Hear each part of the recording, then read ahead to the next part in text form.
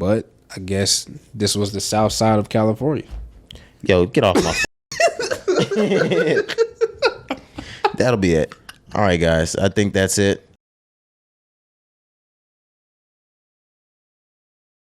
It's episode 181 of the Rise and Grind podcast. Though we in the building. It's your boy Roderick. Cari, we are in the building, man. How you feeling? We near the end of the week. Yes, sir. Feeling good, man. It's been a great week.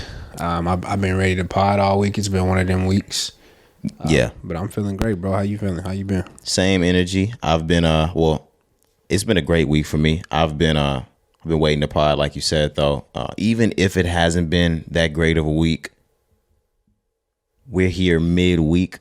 So podding is always amazing. It's that pick me up that I might need. It's the pick me up that the listenership might need. It's the pick me up that the viewership might need. So we're scratching everybody's back right now. Yeah, for sure, man. It's a win-win on both sides. You feel yeah, we definitely. It's a feel good feeling coming into pod. Absolutely, I love it, man. I look forward to this every day. Absolutely, you know I do as well.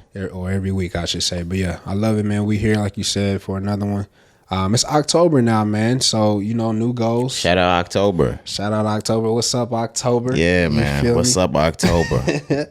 But yeah, man, a new month, brand new month, new quarter, new goals. You know what I'm saying? We got hella goals. We ain't had a chance to put it down on. Yeah, we haven't put our goals down on ink for the last 3 months or going into 2023 yet. Mm-hmm. But I'm sure we're gonna wrap that up by the end of the week. Yeah, we'll get that done for sure. Yeah.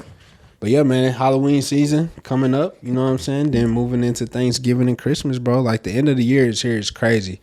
It's about to start getting dark earlier. The weather's about to start changing. All that shit. Yeah, I've had people tell me already that they're hitting pumpkin patches. Pumpkin patches are already open, Cari. What? Yes. I mean, that makes sense, bro. The state fair already open. Man. Everything is open, bro. It's shit crazy. Yeah, I'm already getting state fair messages. Are we going? The guys hit us just earlier asking are we going to the state fair? Yep, I've been getting messages too, bro, saying the same shit. But we've never hit the state fair as a group. Mm. That might be fun for the whole crew to hit that. Facts, yeah, we definitely need to look into it. We just got to find a day where everybody can go, schedule and shit. It definitely have to be on the weekend for sure, more than likely. I think we could hit who almost just gave up the pod day. Wait a minute. I think we could hit a day after we pod. Yeah, facts. We have to. Right before or right after the Monday pod, we could do that. Yeah, that'll work. Yeah, we could definitely get that in. That'll work for sure. But looking forward to it, man. This week is also Texas OU. So have you ever been to the fair for Texas OU week? No, I've been for Prairie View Grambling. Man. But the one thing that I did want to sneak in there before we get to the OU Texas, if any of your little brothers and little sisters get those tickets, just go ahead and just go ahead and send those back through here. Man, facts, bro. Look, I know for the listenership, we got a lot of teachers. I know a lot of y'all are teachers. I need them free tickets. Oh, my gosh. Hook us up, man. I know y'all get them. I know we got food service workers. I know y'all get those down at the little Chick-fil-A. You know what I'm saying? Come on now. Hook us up, bro. Come on now. We're your favorite potters. Right. I'm glad you mentioned that because I swear I said to myself, I don't want to pay for a ticket this year. I'm not paying for a ticket this year. I was going to say, bro, I real life shouldn't have to pay for a ticket this year. I really feel like that. Dude, I will get arrested just trying to walk into that bitch. You gonna jump over? I am not paying for a ticket. If I didn't get it, I'm face card. And if it's not working, arrest me, bitch. It's not happening. Kick me out. What are we doing? Imagine having to call home because you didn't want to pay to get in the fair. You had it on you. You just didn't want to. Dumb. Yeah, that's. Now you paying $300 to get out the joint. That shit's stupid. It's off the principle. Off the muscle. I feel that. Y'all know me. Come on now. Nah, if anybody would be the one to do it. No, but for real, no. Go ahead and I was about to put my link down here. Head ass. You know what to do. Hit my DM. Facts, give me those. Need that, bro. The Rise and Grind podcast shouldn't have to pay for their fair tickets, man. Not in 2022, man. That's ridiculous, right? Right. No, we're not paying for that. Nah, bro. No, we're not gonna pay. Not going for it. It's not gonna happen, Cari. We're not. Yeah, for sure. I don't honestly. I don't think I paid last year or the year before. I can't even remember. But it's been a lot of times for sure. I've got in free or yeah. So it's not unordinary. But I'm just saying this year. Oh yeah, no, it's a fact. No, this year, it's firm. No, this year, Hell no, come on now. Too many teachers out there, man. Shout out to y'all Hopefully y'all school year going good. I know them kids be bad as shit. Absolutely. We're saying October. Yeah, we're in the second trimester, I think now, or yeah, I don't know. No, I don't end know. of the first trimester. We're in the first semester, nearing the end of the first semester. Some shit, yeah. Have fun. Yeah, shout out to them teachers, man. Strength, patience. Actually, yeah, we have a lot of teachers that are listening. No, facts, I know. Yeah. Strength and patience to y'all. Prayers to y'all. Yeah. Because that can't be easy. It cannot be easy. No, sir. All right, I had a question just coming off of the heels of the BET Awards, and we're going to get into the BET Awards as well a little bit later. But I saw a little red carpet thing. People were going on about who made a major impact in hip hop that doesn't get enough credit for it nowadays. And I wanted to bring that over here because it sounded like a great question to be able to ask. Yeah, absolutely. That's a great question. So yeah, one just off the top of my head, I said Pharrell. Pharrell, I think, has made a huge impact on the sound of rap, the culture of rap. You know what I'm saying? Him and the Neptunes. Felt it a lot in the early 2000s. Yeah, and we're still hearing it today. Like you had mentioned, we talked in pre-production a little bit. You had said Pusha T, his entire sound right now, the reason why he's, kind of still... The fact that Pusha T, I don't even mean that he's using Pharrell's sound now. Yeah, not at all. I mean, the fact that Pusha T is even relevant in 2022, he's still making hit records, platinum records, top Billboard records. That's hats off to Pharrell. Anyway, that's my sound. Hey, look at my babies out here. Exactly. Like, I don't mean like he sunned him or anything like that, but I mean like that's his sound. Yeah, if I created this sound and here it is 20 years later over here as something completely different. 20 years over here with Snoop Dogg, something completely different. Something over here with Kanye, completely different. Sheesh, Pharrell has touched a lot. He's touched a lot. Sheesh, that's crazy. I was gonna say I almost hit the locks, but I'm thinking of Clips. That's what I was saying. From Clips to Pusha T to things like that, to his own work. Yeah, great, man. Daft Punk. Yeah, even the Nerd, the NERD. A lot of y'all don't know about that, man. That was some of my favorite times as well, bro, for Pharrell. During the what was it? Was it Bait where they was wearing? Yeah, it was Bait. Yeah. Damn, that's crazy. Yeah, Pharrell's a good one, man. But another one, Snoop Dogg. Of course, you mentioned Snoop Dogg. That's definitely one. I said Missy Elliott. Missy Elliott. Missy Elliott completely changed the landscape of the music video game as it pertains to rap. Her style. She's one of those people that making a fashion statement was nothing to her. She made it look effortless. She changed her style like nothing. Her rap flow was crazy. Her sounds were crazy. They weren't beats you've ever heard before. Gave niggas that, yeah, we can do that type of music shit. Yeah, it opened up a lane for creativity, before Missy Elliott it was just like, before people were branching out and creating new sounds, there was just one sound and everybody sounded the same. Of course, you would have different lyrics, different beats, but everybody shit sounded the same. Missy came in, like you said, and brought a new flavor. Music videos are crazy. Her raps are crazy. So definitely Missy Elliott, that's a good one. Somebody else that I said that was even before our time, but I'm a hip hop historian. You feel me? Rakim. So like in the 80s, when we have that Curtis Blow type of sound, the Run DMC, the no, the Beastie Boys type of sound. Yeah. Rakim is where you get that switch to I ain't no joke. Like, or the like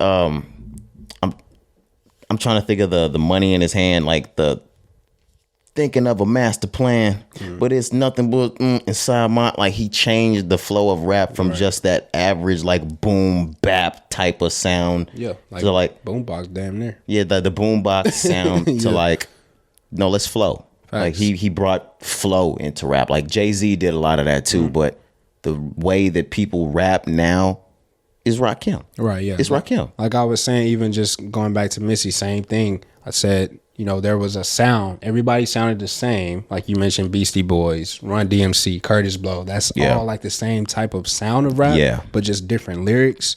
Same thing with Rakim.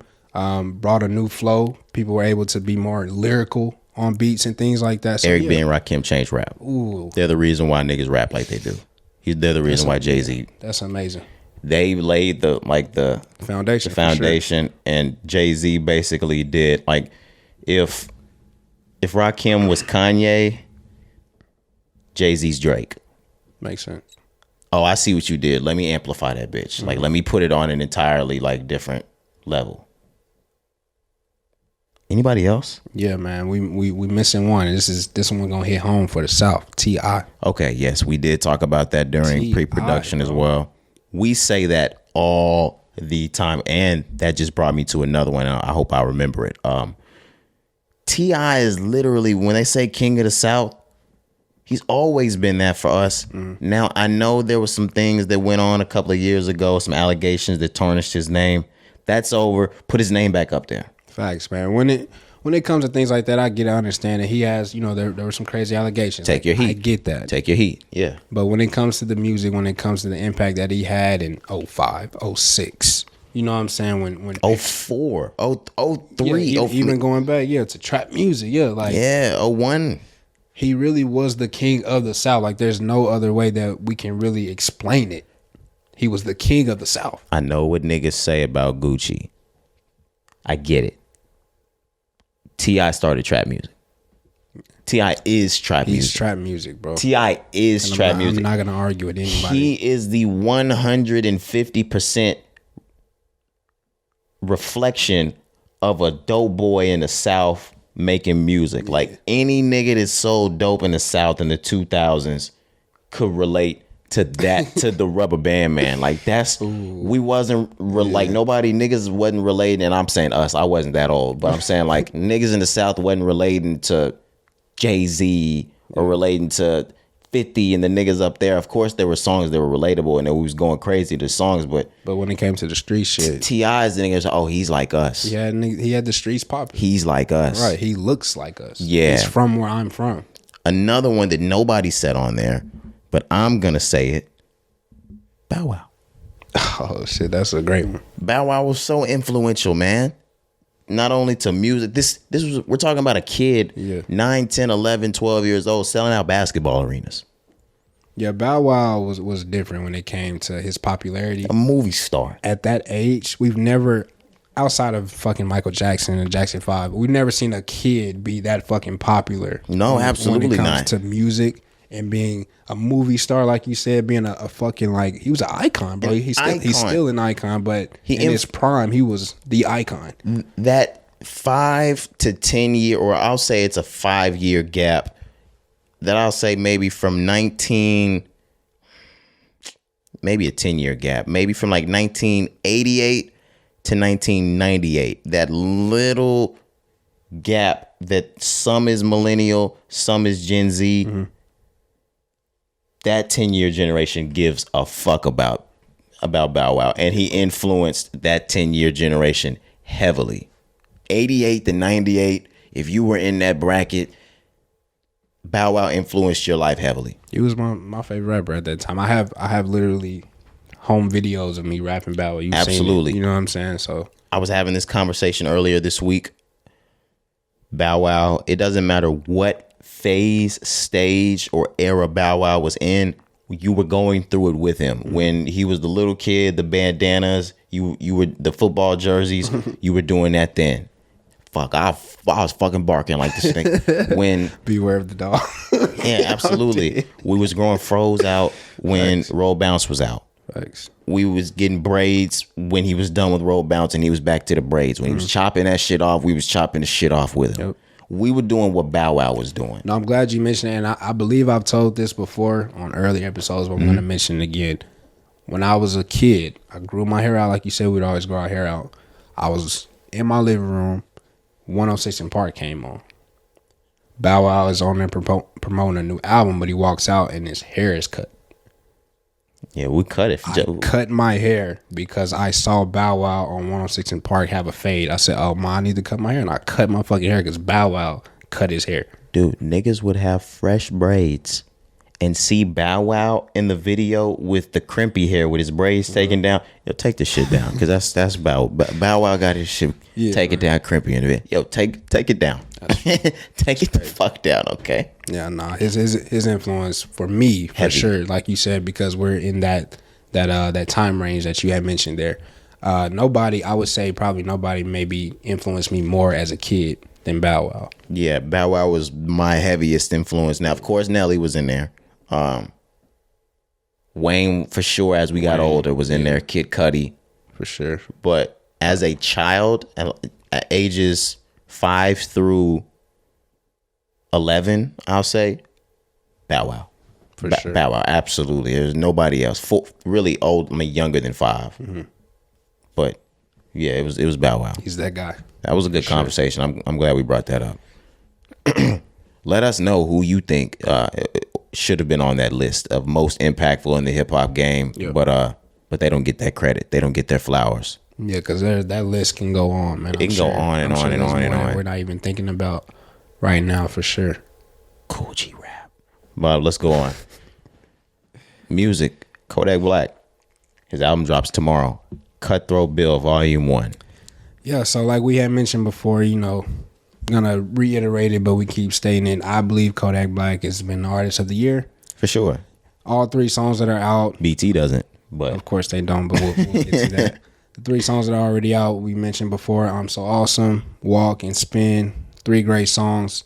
So I'm looking forward to the album, man. I'm sure Kodak's not gonna disappoint. I'm not even worried about how this shit's gonna sound. Yeah, like I said, we're gonna get into the BET Awards. He performed, and he's in some controversy as well that we'll get into. He's on a promo run. He is on, and coming off of the year that he's on right now, I don't mind a controversy. Nah. He hasn't been in too much fuck shit in the year 2022. Now, he's done just enough to stay relevant and keep his legal troubles, man, good. It's almost like he studied this shit for this year. It's like he looked at all the previous years and said, okay, I'm gonna act crazy. I can't help myself, but let me tone it down. Let me walk on the fucking line. He's been teetering. He was like, how can I teeter with these niggas love me, but I'm not doing too much to where the shade room trashing. Now, when the shade room gets to trashing you, it's over. It's not over, you know what I mean? But it's like, okay, now I'm starting to taint my female audience. I've realized they're the female audience. The shade room? Yeah, they're the female audience, and then I get to the college kids, I get to the academics, and I'm like, oh, okay, these are the hardcore male audiences. Yeah. A lot of YB fans over there. Ooh, whole lot of YB fans. Then we get to the Shade Room side. There's a lot of Meg Stallion fans over there. Oh, shit. A lot of Stallion. Shout out to y'all. It's literally, for rap, this is like politics. There's like a real Democrat. Of course, this is not like liberal and conservative. I don't mean it like that. So I don't take them as of real politics. I mean like one side and the other. The rap game has a real Democrat and a real Republican side. Like there's a side that you're over on there, and if you're on this side, don't fuck with me. And there's a side over there, and if you're on that side, I don't want to see them niggas from over on that side. It's really split up. Like this game's divided. Yeah, bro. And we're gonna get into that. It's a lot of division. From the guys to the girls, from the guys that used to be together to the guys that aren't together anymore. Even back when, not back, like the things that have transpired since deaths of rappers. So now we've got the biggest rappers in the game split. It's a lot going on, man. There's a lot that's going on. It's been a year, bro. It's been a hell of a year. The music industry this year, there's been a lot of ups, a lot of downs, but it hasn't been like anything consistent. We've just been getting a whole lot from everybody. Yeah, we can move on because we're gonna get into that later. For sure. G Herbo is dropping the A side to his album Survivor's Remorse tomorrow. Oh, I'm sorry, this is gonna be the Remorse side. No, Remorse side comes out Monday. What is this? The Survivor side? Survivor's Remorse. A side comes out Friday. Yeah, he switched up the words. Survivor's Remorse. Wait. This is like when somebody's like, your daddy's uncle's cousin's brother's mama's wife. I'm like, wait, his mama's wife? Your sister-in-law, baby cousin Tracy. You feel me? Your sister cousin-in-law, baby Tracy's good. Go on. Facts. But yeah, man, Survivor side coming out Friday. I'm looking forward to this. There's a song with Future. I've already heard that one. It's called Blues.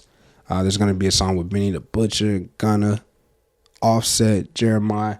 You got me right there. Now, y'all know I love Benny. G Herbo and Benny have linked up before. Masterpiece. They have. Masterpiece. Okay. I can't wait for this already. Yeah, man. G Herbo, I've said this and we've argued this. This is funny. I'm glad we're talking about G Herbo. I think he's the best rapper right now out of Chicago. You keep saying this. I think he has the best flow out of Chicago. I love Dirk. I'm not I meant to say I love Herbo, but Dirk got it. Dirk is the biggest star. He's the star. But when I'm saying rap and flow, I think G Herbo got Dirk on the flow, bro. I really do. Not to take nothing away from We just started saying that G Herbo raps correctly on the beat. See, when people were saying that, I wasn't even a fan of him back then. I was always a fan of G Herbo, and I was always pissed off when people told me they didn't like him because he raps off beat. Well, listen to it off beat then, nigga, because it sounds fucking good. Yeah. But no, out of Chicago, I gotta go with Dirk, Cari. Yeah. I mean, and that's a great argument. I just feel like G Herbo has just been so consistent over the years since those allegations where it's like he can only rap this way, he can't rap on beat. I think since that point, bro's been locked in on his craft and just going hard. Every album has gotten better. He has. I'll agree with you on that. Better. Is this the Southside tape? No. This is not the Southside tape. He doesn't have a tape coming out with Southside?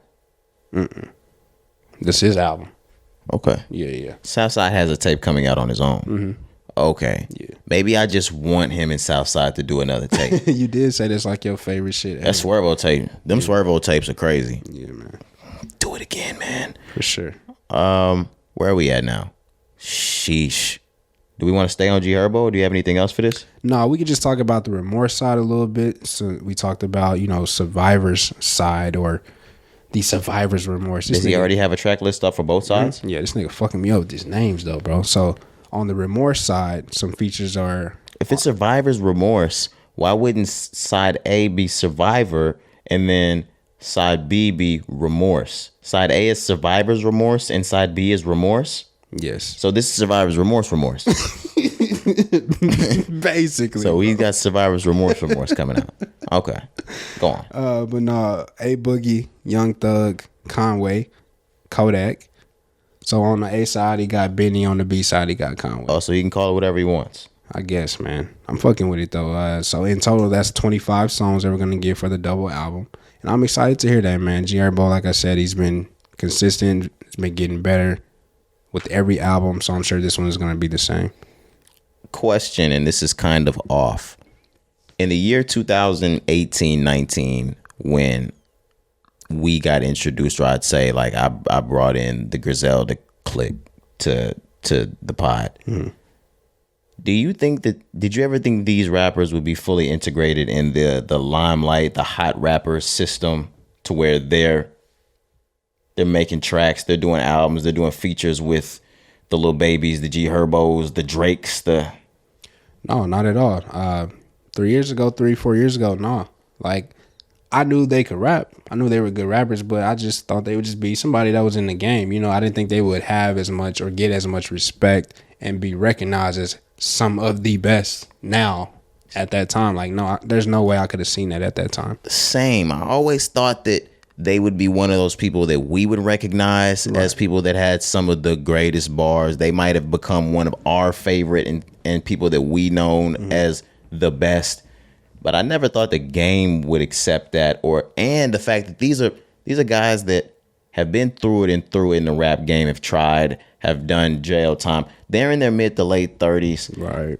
The rap game doesn't really accept the older guys. Like, it's really a young guys game. Mm-hmm. I didn't think they'd make it to the height to where they're doing as much in the game as they are with the level of artists that they're doing it with. Facts. No, I mean, I couldn't have seen it either. Now, of course, I know.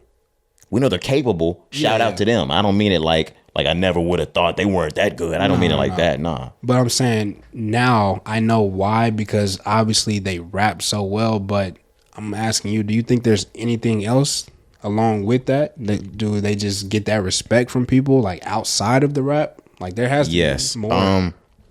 I think niggas respect they gangster. Yeah, I don't even want to say it in a let's get somebody a Rico way. No. But like OG type shit. When you listen to a lot of the rappers that are out now, the younger guys, you've started to catch some of the people that are real and a lot of the people that are making music to sound like everybody else, they don't even sound like the niggas that are making the real music. They rapping shit that when they finish the tracks, you're like, oh, they really moved that shit. Oh, yeah, real life. Oh, like, oh, he really put bodies down. Yeah, for sure. Oh, like, oh, he really did this. Okay. Like, yeah, you're right. When you listen to them give street knowledge or talk about the game, it doesn't even sound equivalent to what's being talked about now by even the likes of some of the rappers we know to be the tip top of the street game now. Like, facts. Oh, you was in that BMF era. Oh, facts. you was in that 03 to 07 era. I don't fuck with them. I always said that to y'all. Them early 2000s niggas and the late 80s niggas, don't fuck with them. Like, if you was, and like from where we from, like those early 90s niggas, like, nah, them like, are grimy. No way. Like, them niggas live raw. Them niggas live rough. Them 80s niggas. Nah, them crack babies. Anywhere from like, and if you was like an older nigga, like, if from 1984 to like 2007. Nah, don't play with them. Anybody that grew up in the Ronald Reagan era, if you were like a teenager or like a early about to be a teenager during that era, if you're a real life crack baby, real talk, and like, but it was rough. Like Ronald Reagan, Bush, Clinton, damn, it was some eras, bro. Some like bad. Those are some that like the three strike era. I know that's the first thing that came to my mind, bro. I swear. And like you talking about an era before like mass like surveillance. Mm-hmm. Rodney King. These niggas is getting busy with these crimes and just going home. Facts, bro. Just waking up doing it again. Like, so that Griselda era to where like they getting bagged and doing they 10-year bids starting in 2007, 6 this.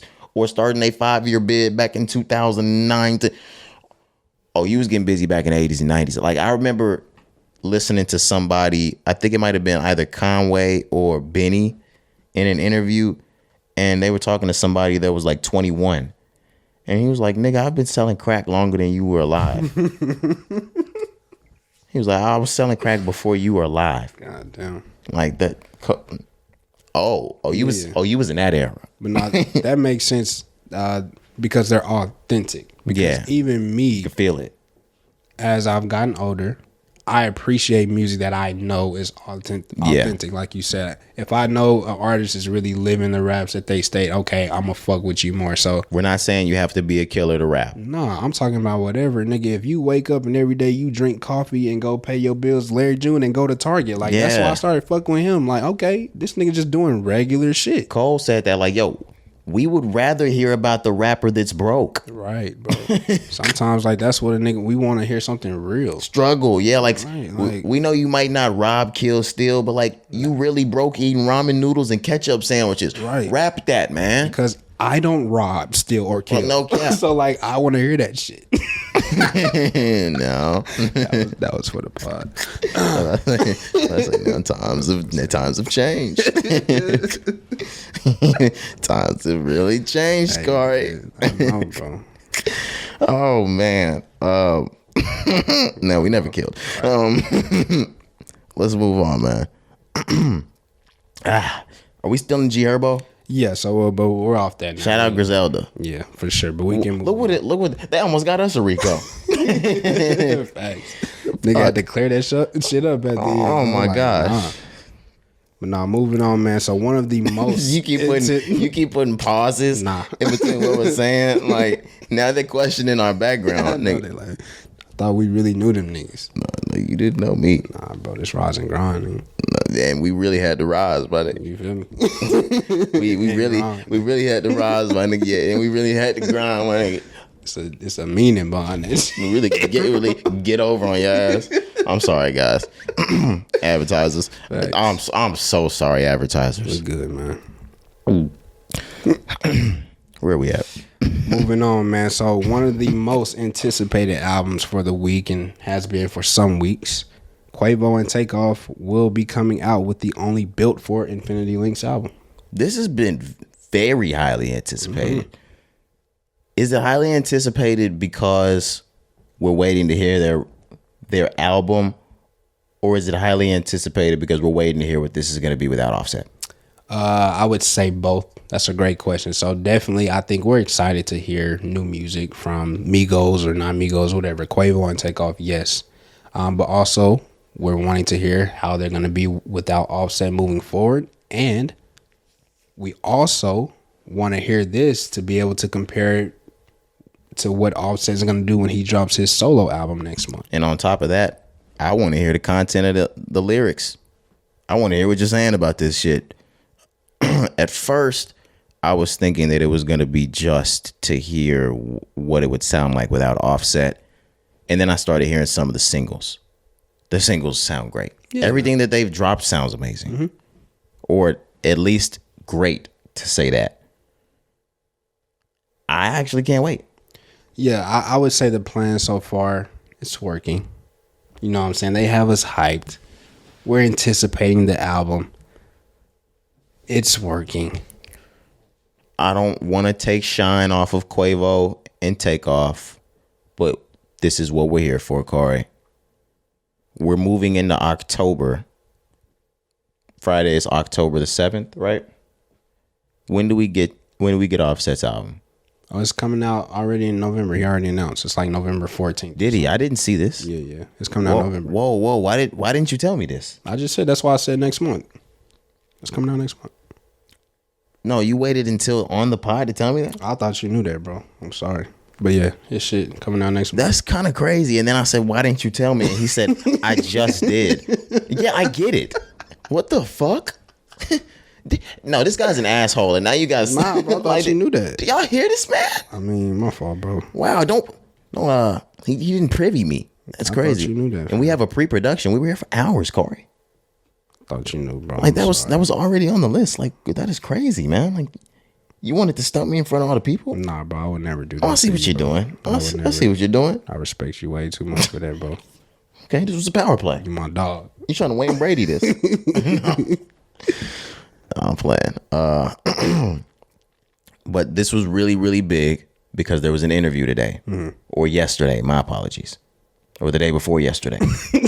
I don't remember what day the interview was. No, I'm just kidding. But Quavo and Takeoff were inside of this interview and they were asked, will there be more Migos albums? Will there be more Migos music? What's your relationship with Offset at the moment? You guys going to do more music with him? There was a brief silence. And when there was a reply, it started from Quavo, of course, because he's the huncho. Quarterback. Yeah, And he said their plans as of right now are to see their career as a duo. They want to see their career as a duo. They don't have any plans as of right now to release any more Migos albums or in the near future. Yeah. They said that they do pray a lot and family is always going to be family. But right now, it's not in the cards. Yeah, so right now it just sounds like they are focused on just themselves. Like you mentioned, just it being a duo moving forward. But what I will say about Quavo, what I read from that body language. Oh, yeah. He was speaking he was saying things without saying it. Yeah, so like you mentioned, the long pause first. The body language. Both of them had the body language. Quavo also stated that this has nothing to do with the label. This has nothing to do with QC. This has something to do with loyalty. Yeah, so for me, right there, that said, hey, I know what y'all saw in the media about Offset and QC, what he's got going on with P. Hey, fuck that. That ain't even my problem. Yeah, that's not our problem. Yeah. But I'm sure that has something to do with it, but like he's on some, that ain't even the half of it. Right. Something personal. Yeah, like we'll deal with you and QC and the shit that you're doing with this later. For sure. What about this? What about this that only us in a circle really know? Something personal is going on. Did you see Travis Porter? Well, I didn't. What happened? That Atlanta duo was back. And they were on a very popular podcast. Okay. They're pretty tied in Atlanta. I'd say that. I think you would say that. Yeah, of course. They were asked about this. They said, man, that shit happened over a bitch. And one of the members were like, all right, man. Now, we not going to say all of it did, but they were like, it started over one. They said it's always over one. Of course. Who is it? Are we going to be the allegations podcast, Cari?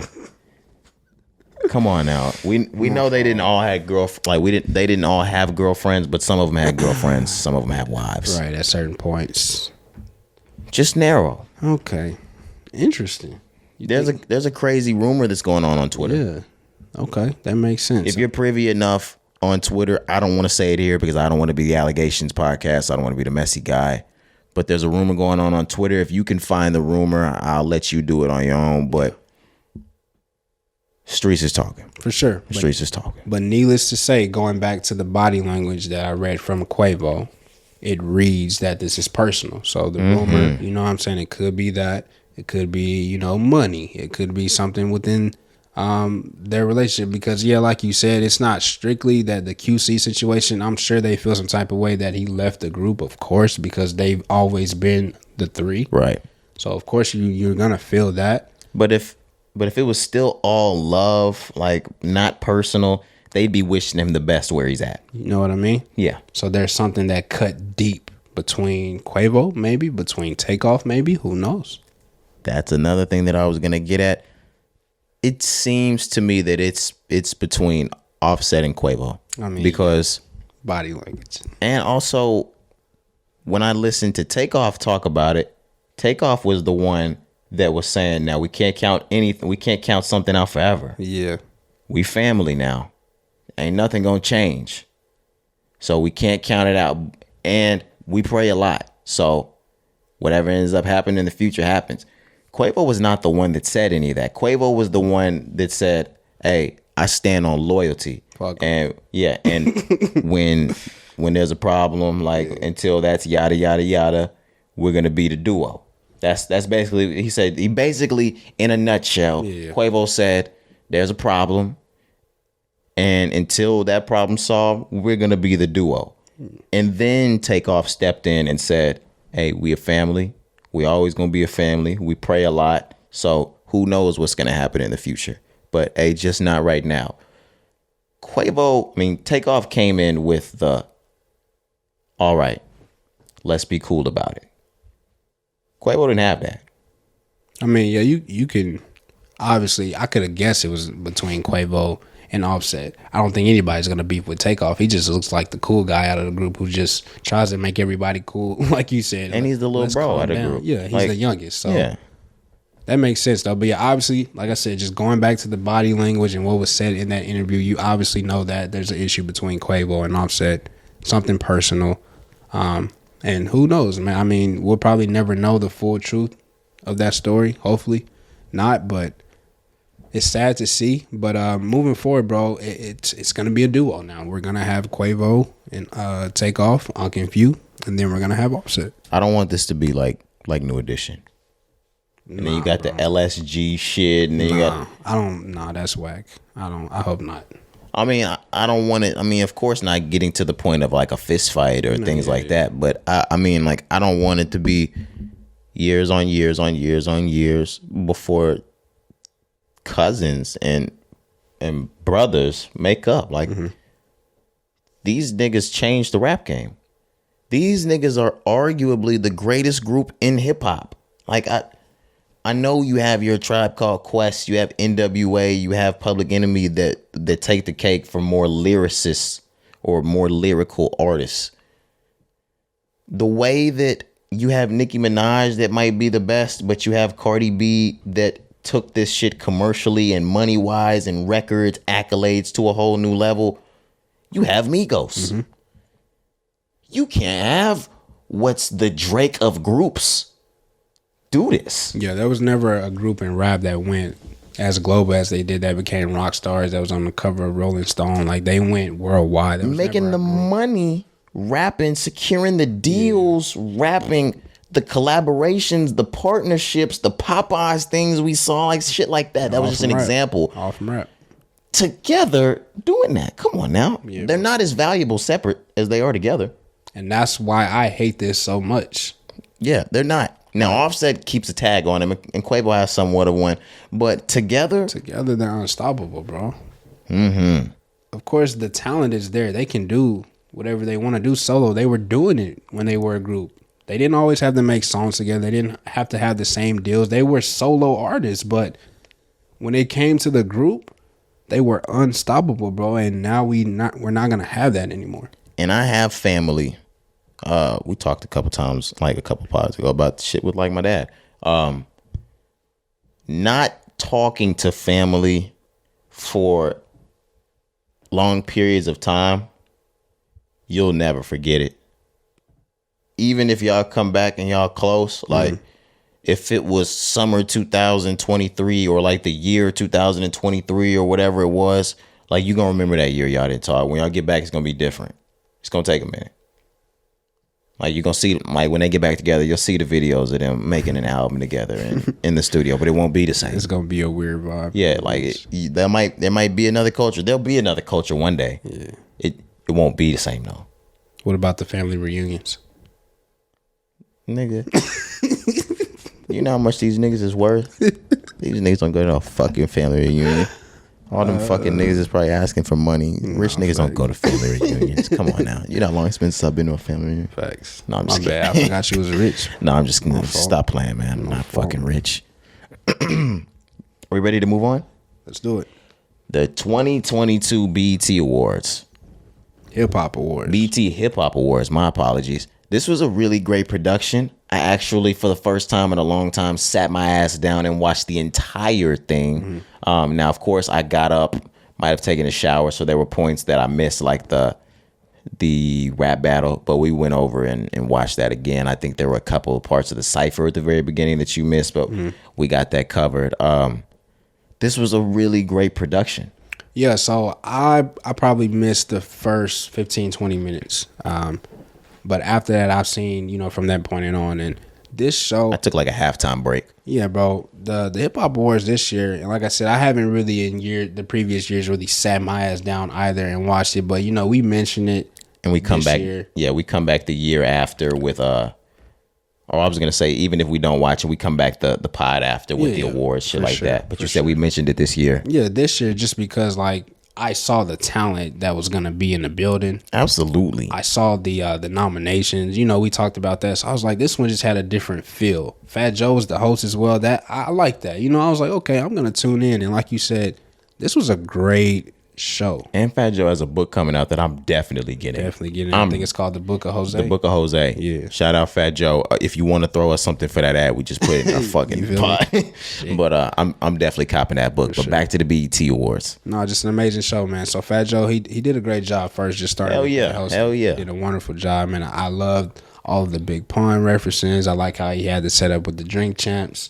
Yes. In between announcing things. They do usually find a podcast every year since podcasts have been lit to do a little side thing with. Now, last year it might have been $1 million. It might have been, I'm not sure. Okay. But I like that though. Yeah, I like that. Yeah.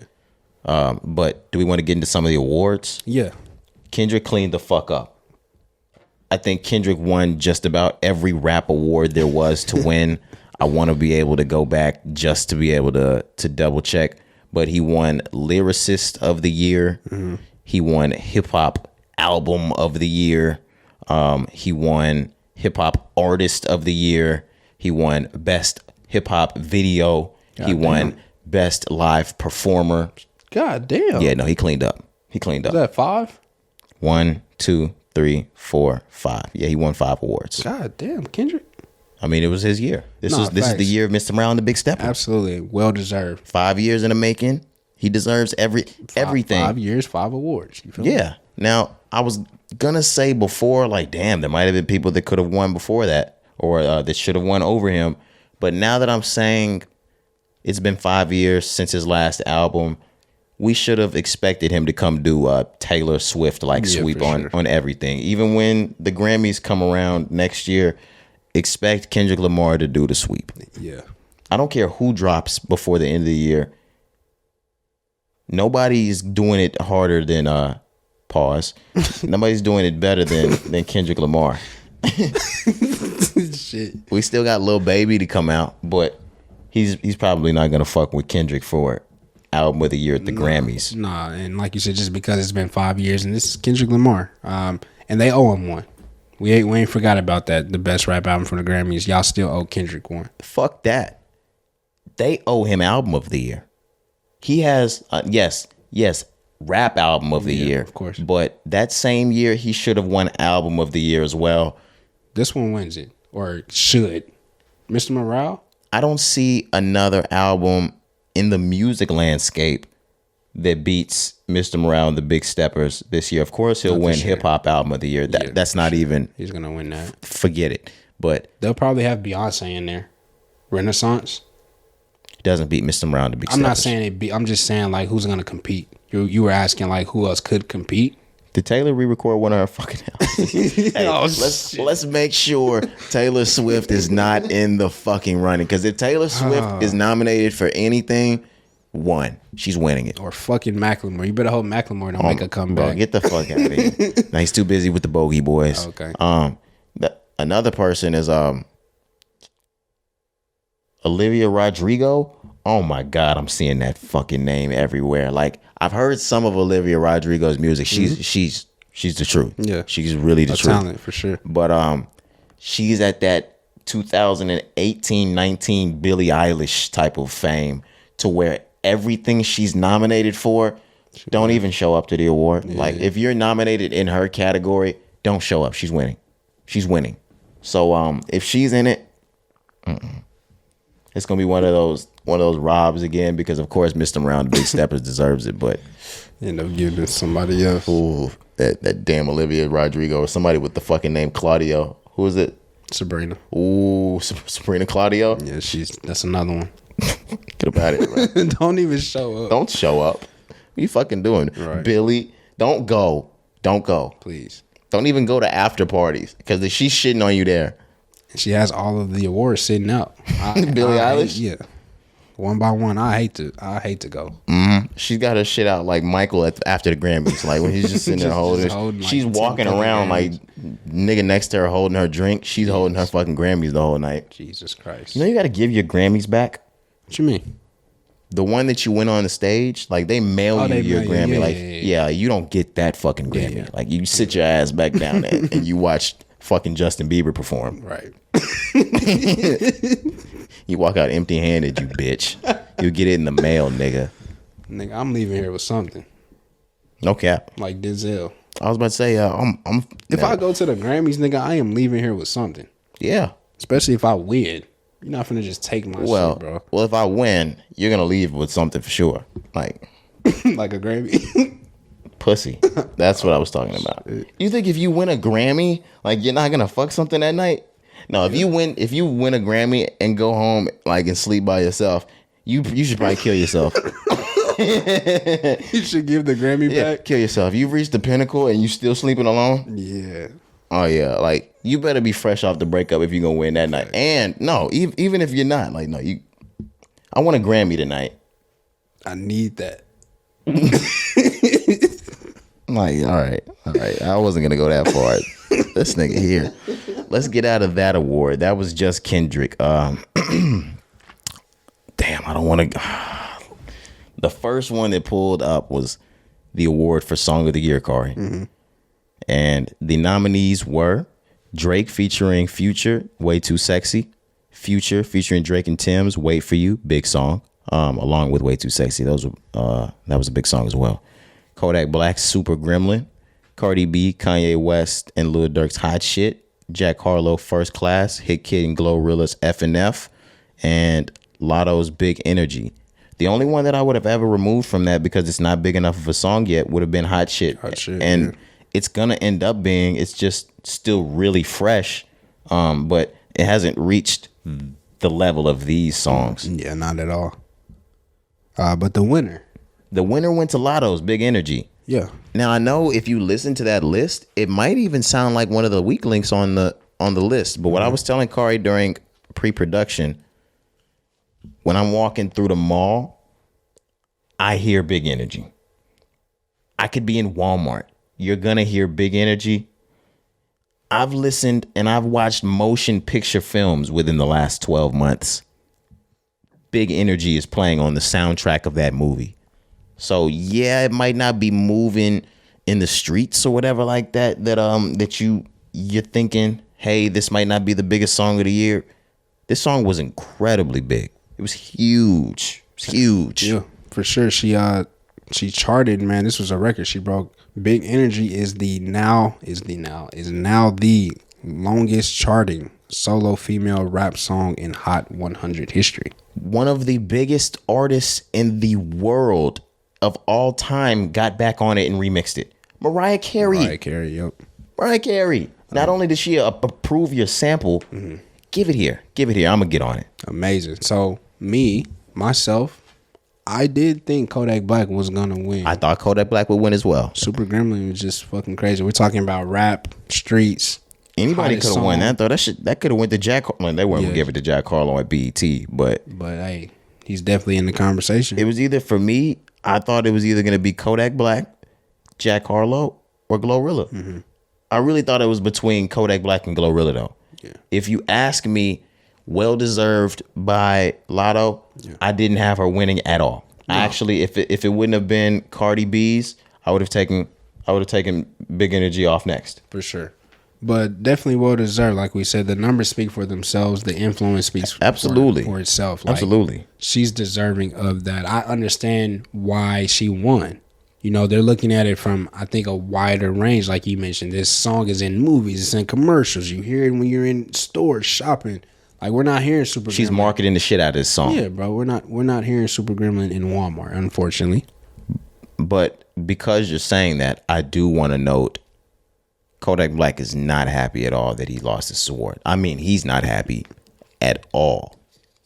He's had a lot to say about it. Yeah. He called Lotto Frappuccino. Frappuccino. That's a new one. I don't know what. Is she the same color as Lotto, latte, frappuccino? Mulatto is kind of like, the mixed color thing. Yeah, so I get where he's going with it. You don't have to have the best correlation to see like where he's going with it. I get it. For sure. Yeah, and Lotto, she's loving it too. She posted a picture on Instagram and caption was #Frappuccino. Yeah, she could actually make a song called Frappuccino. She could change her name to Frappuccino. She should. I don't think she should change her name, but she can make a song for sure. I didn't think she should have changed her name the first time. Yeah, I didn't either, but we're here now. Like, fuck them. 777s. Big Lotto, Big Energy. Yeah. He's I love Kodak Black, and I think he's well deserved of that award of Song of the Year. I do agree with him in saying that there are marketing and promotional and production reasons why, yes, I might have been able to perform at the awards, but I'm not gonna get to win one. The same way you see YB is still not won a BET award. I agree. I agree. There might be some truth to that. There 100% might be some truth to that. He has an argument, bro. I give it to him. Like I said, I thought he should have won. That song was just that hot to me. But at the same time, I love Kodak, but he's kind of being a sore loser just a little bit. Take the word kind out. He's being a sore loser. Yeah, he's being Kodak. He's being a sore loser, man. And I get it. That's fine. Like I said to you, I do like though how we are taking offense to not winning a BET award. I do like that because, everybody praises the Grammys and people get mad when they're not nominated, when they don't win Grammys. Kodak gets mad that he's not winning a BET award. I like that. And on top of that, I understand Kodak because the same way they come from two different crowds. Lotto's coming from a different crowd than Kodak's coming from. Like I said, this song is being ran Big Energy commercially. It's going crazy in malls and movies and things like that. So she's coming from the commercial standpoint of my shit is in movies. My shit is playing in Target. My shit is playing here. My shit is playing there. What do you mean you don't understand why this isn't Song of the Year? Of course it's Song of the Year. And then you have Kodak that's on the other side. He's lit in the streets. He's the heaviest artist right now in the streets. He's murdering it. It's his year in the streets. Super Gremlin tore the streets up in 2022. It's in all the clubs. All the ladies and the niggas are playing it in their car. and the streets is going crazy over it. So in his head, and what's going on around him is, man, the streets is fucking with my shit. How the hell are you not? Like, how the hell are y'all not seeing that? So it's that battle right now between the commercial and the streets, the same way we have that battle between the labels and the underground. No, that makes sense. I see both people's both artists' side. Yeah, they both are deserving, but that's how the cookie crumbled. Right, but Kodak, like I said, he's taking some offense to this, like some very bad. He's been on Instagram Live all day yesterday, right? Oh my gosh, I forgot about that. Going crazy, telling us how he feels about losing the award. Right. So like you mentioned earlier a little bit, Kodak, he's been walking the line of not, saying too many off the wall things. He got on the wall today. He said, or I'm sorry, he got off of that wall. Got off the wall. He said, fuck that.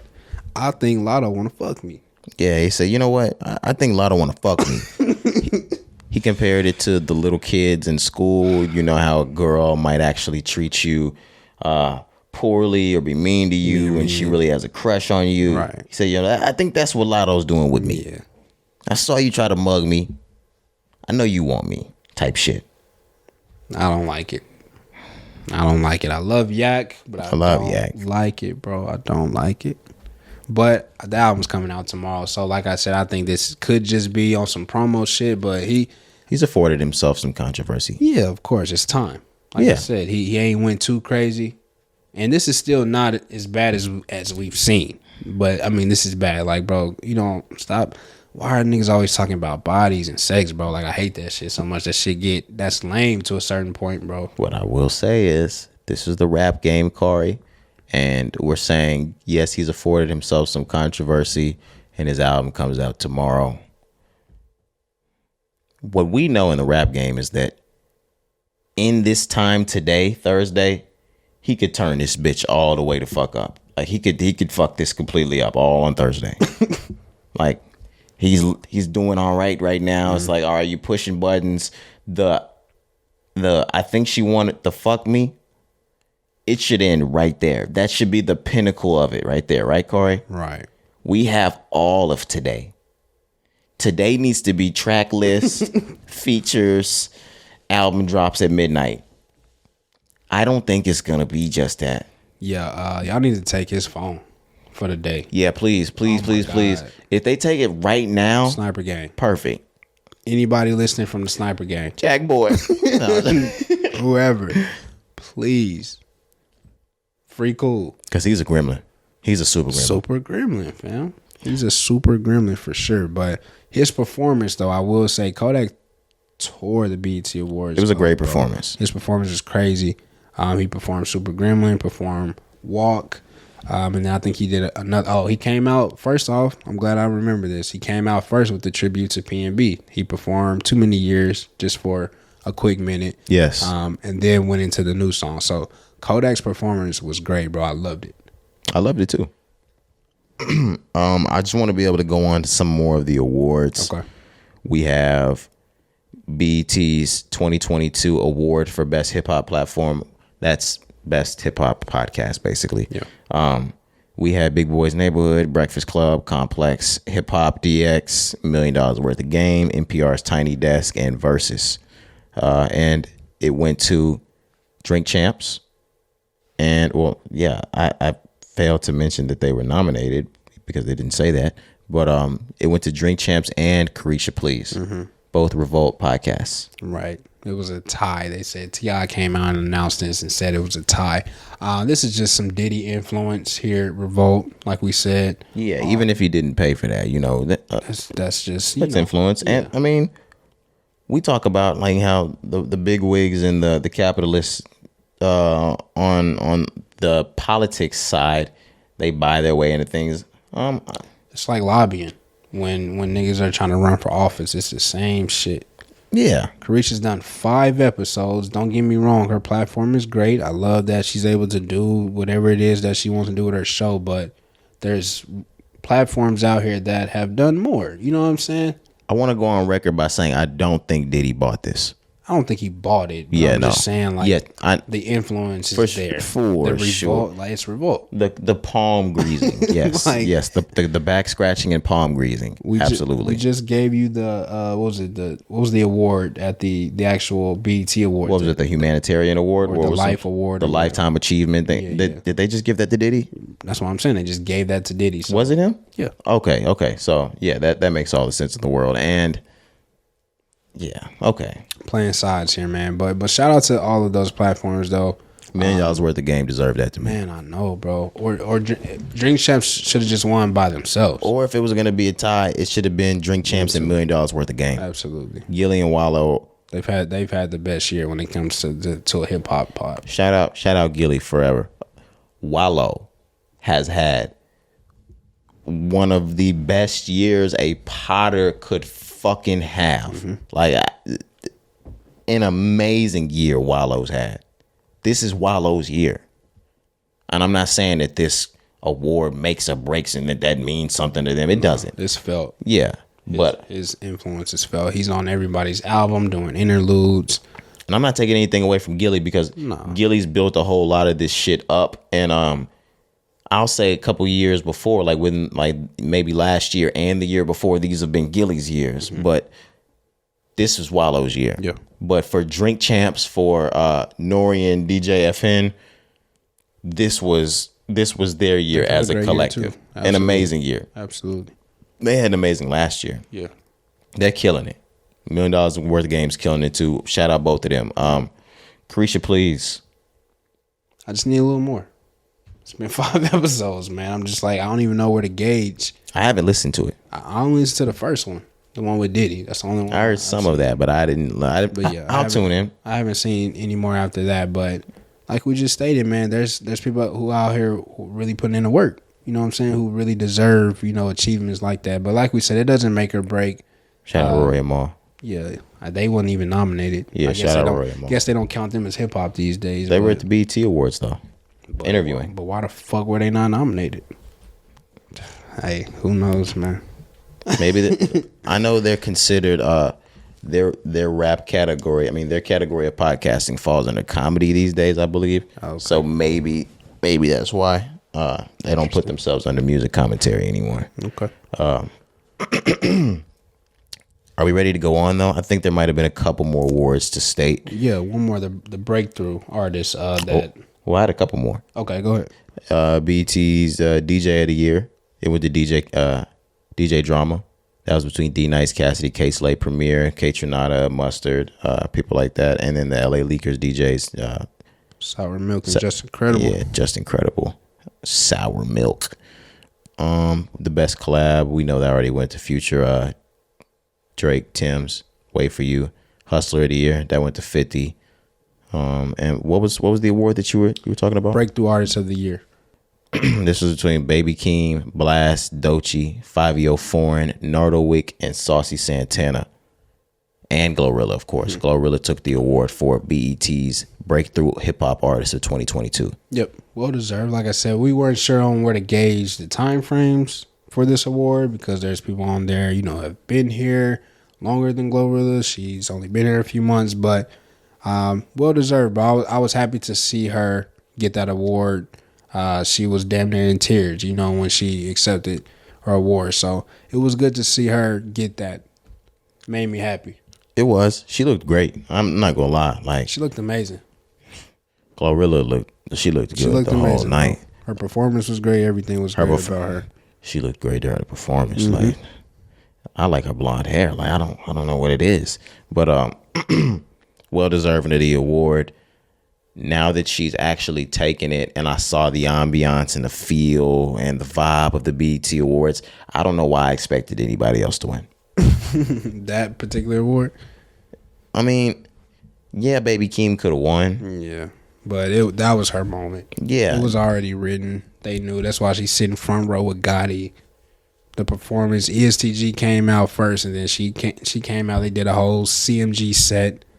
They already knew. So that makes sense. Yeah, and I don't think Baby Keem hasn't took the streets. He has Yeah, I would say that. niggas out in there. Like he Yeah. has a fan base in there, but he's a lot more commercial than he is street. She's locked what's needed for a BET award, like locked in. And if we want to be honest, Keem has been quiet since Melodic Blue. I mean, of course he was with Kendrick, but Melodic Blue was last year, right? Yeah, and of course, like you said, he was on Missed 'Em Round, the Big Steppers. But outside of that, he's been kind of quiet for this year. From what I heard, he's working on his new album. I mean, of course, but I'm just saying, like, I would understand now looking at the award and why Glorilla gets it and why Keem maybe didn't get it. It makes sense because he's had a kind of quiet 2022, in my opinion. I get that, but fuck no. No, give me that award. I had the same argument. Like I said, I was like, hey, Like Glorilla just got here. What's breakthrough? If we talking about like what I'm doing on tour, if we talking about like the units I'm moving on my album, breaking through. If we talking about the hits that I've already put out, like if we talk about Family Ties and we talk about like Family Ties is bigger than FNF. Yes. Like it's not even a question. That's Range Brothers. That's what I'm. Are you shitting me? That's the type of thing that I'm saying because she was trending everywhere. Range Brothers is much bigger than FNF. That wins me the award. Like I might have Kendrick call somebody up there. I might have Kendrick call somebody up there. Did you ain't fool? Nah, Baby King should have won. But like I said, bro, when we first were talking about the nominations, we had this question. I'm not a hater, so I'm glad she did win as well. Yeah, I like it. But when we start breaking this shit down, it's like, man, Keem, you know what I'm saying? But shout out to Glorilla, bro. Shout out Glorilla. Shout out all the nominees. Shout out all the nominees and all the winners of the BET 2022 Hip Hop Awards. Absolutely. The ciphers were great. Like we said, the battle rap was great, man. This was a great show, man. I was very impressed. No, some of the ciphers were good. Well, no, all the ciphers were good. I'll say all the ciphers were good. The battle rap was good. All of those freestyles were not good. I forgot about those freestyles. What in the fuck, Cari? What was that?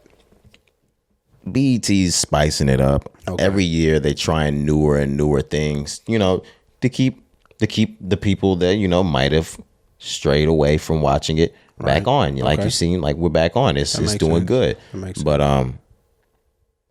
those freestyles can stop. So let me ask you, when did they drop the freestyles? It had to be before they aired the show, right? I think they aired them on the show as well, but they did release prior to the airing of the show. I believe somewhere within the day. See, I might have missed that in that first 20, 30 minutes I said that I missed. I don't know. I was just like, because I didn't see that shit when I was watching, But I do know it came out on social media before. We saw Tammy Rivera from Basketball Wives did one. Rashida, Love and Hip Hop did one. Reginae did one. Reginae Carter. Reginae Carter, yep. I love Lil Wayne so much to not speak on it. I love him enough to not speak on it. Unless you wanted to talk about it, Cari. I don't have nothing to say. Okay. Yeah, I don't have nothing to say. Shout out Weezy. Shout out Wayne. Shout out Reginae. We grew up together. Weezy F baby, and the F is for fucking be quiet.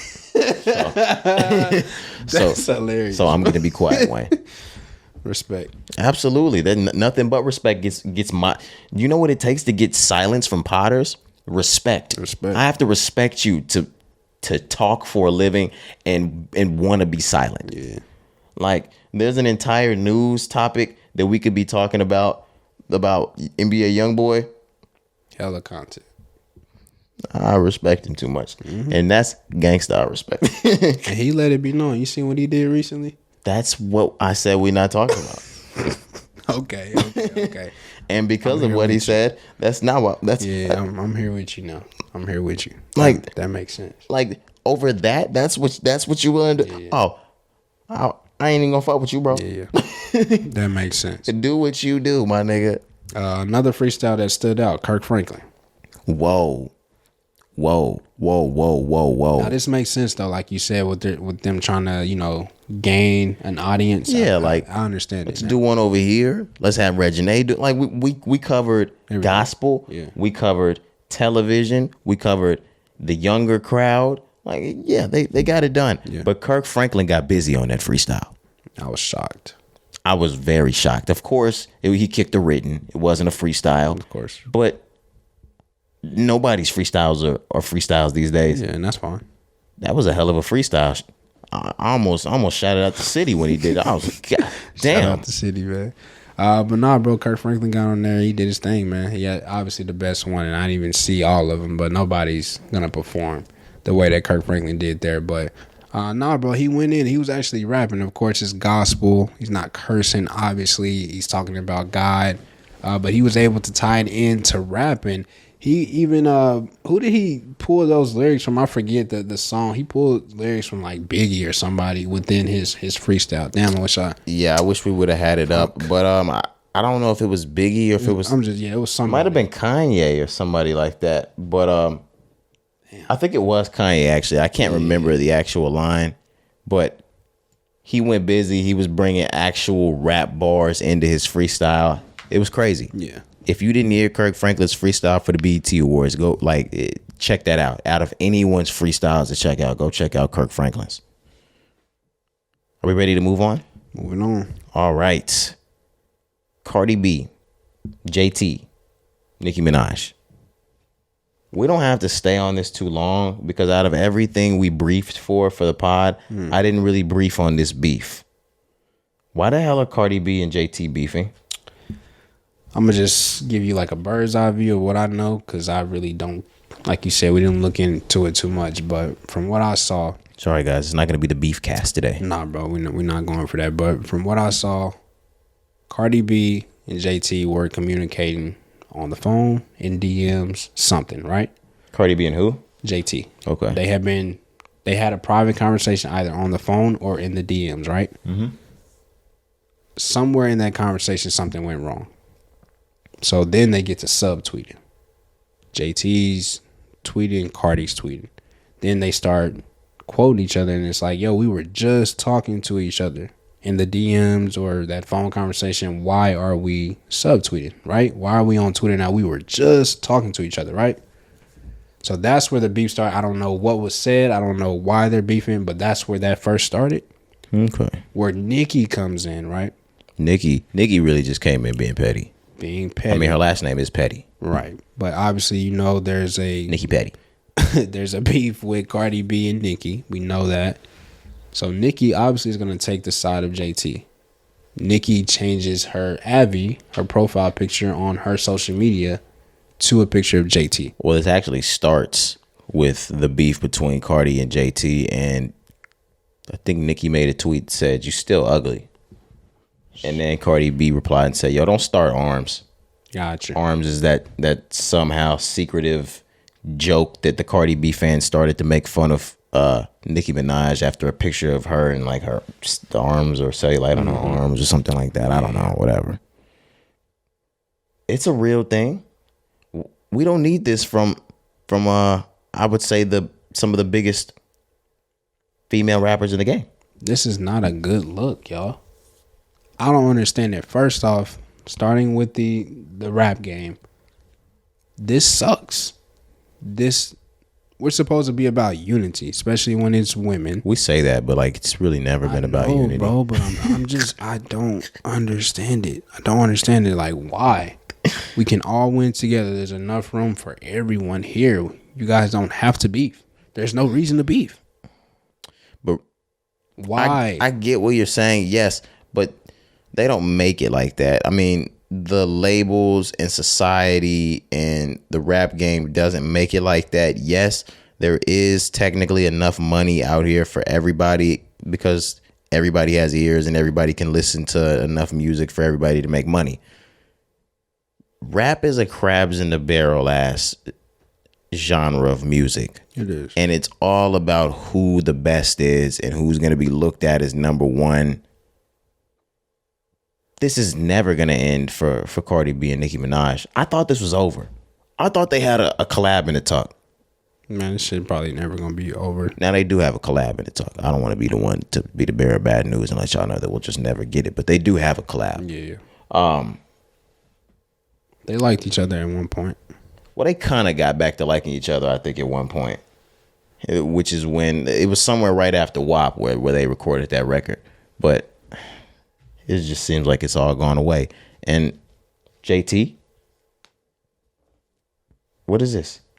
I don't want to speak too soon just because I don't know what the hell is going on. I really don't want to speak on this because I don't know what the fuck is going on. I don't know. I just wish we wouldn't do this social media. So one last thing, and then like I said, if you don't have anything else, we can move on.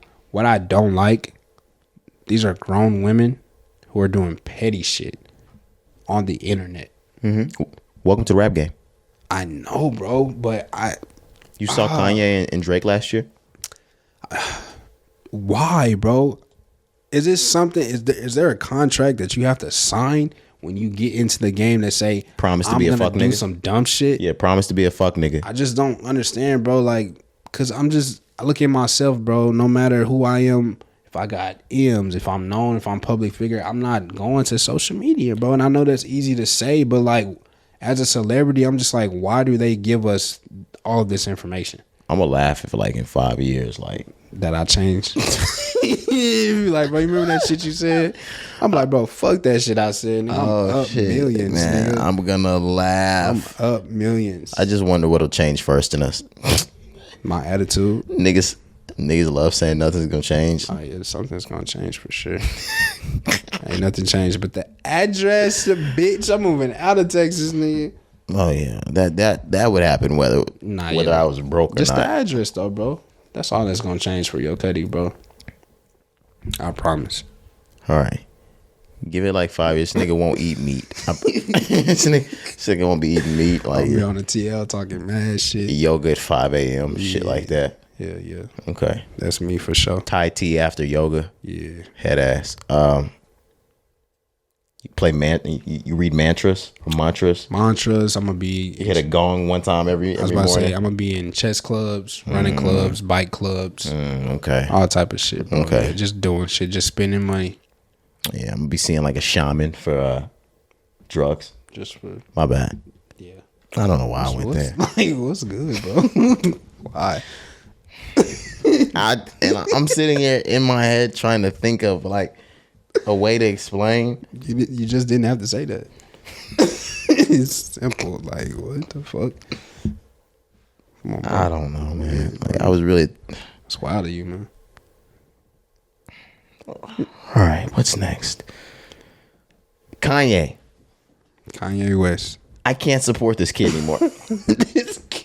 I know he's 45, man. I can't support this kid anymore, man. No way, bro. The kids see ghosts, so he's a kid. Yeah, I can't support this kid. No fucking way. I can't believe I'm hearing that from you. I don't believe it. No, it's not that I can't support Kanye. I love Kanye and his music. He'll forever be my favorite artist of all time. Right. Him touting White Lives Matter shirts at his newest fashion show, I can't support that. Bro hit a all-time low. With you. Okay, I was gonna say with me. For sure. If you guys don't know by now, which if you don't know, you live under a motherfucking rock. Kanye West was sporting a White Lives Matter t-shirt along with all of the models at his latest Yeezy fashion show. If they didn't have it on the front, the back of the shirt said White Lives Matter. I mean, and if you are surprised by this, I don't know why. Now, Kanye, of course, has an answer or reasoning that people, or what he's saying is the reasoning. And I already knew as soon as I saw him wearing the White Lives Matter shirt. I think that because I've followed Kanye so long and he's like my favorite, I know where Kanye's head is going with his experiments or whatever it is that you want to call it.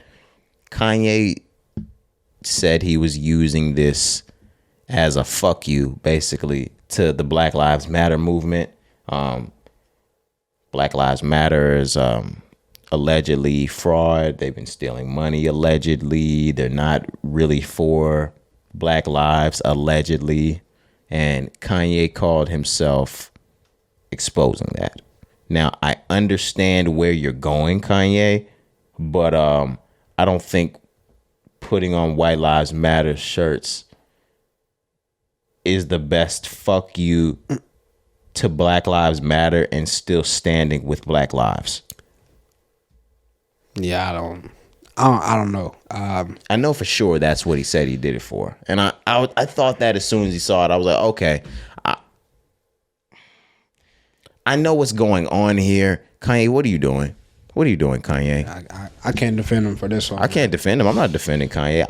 All I'm saying is I knew what was going on here when I saw the shirts.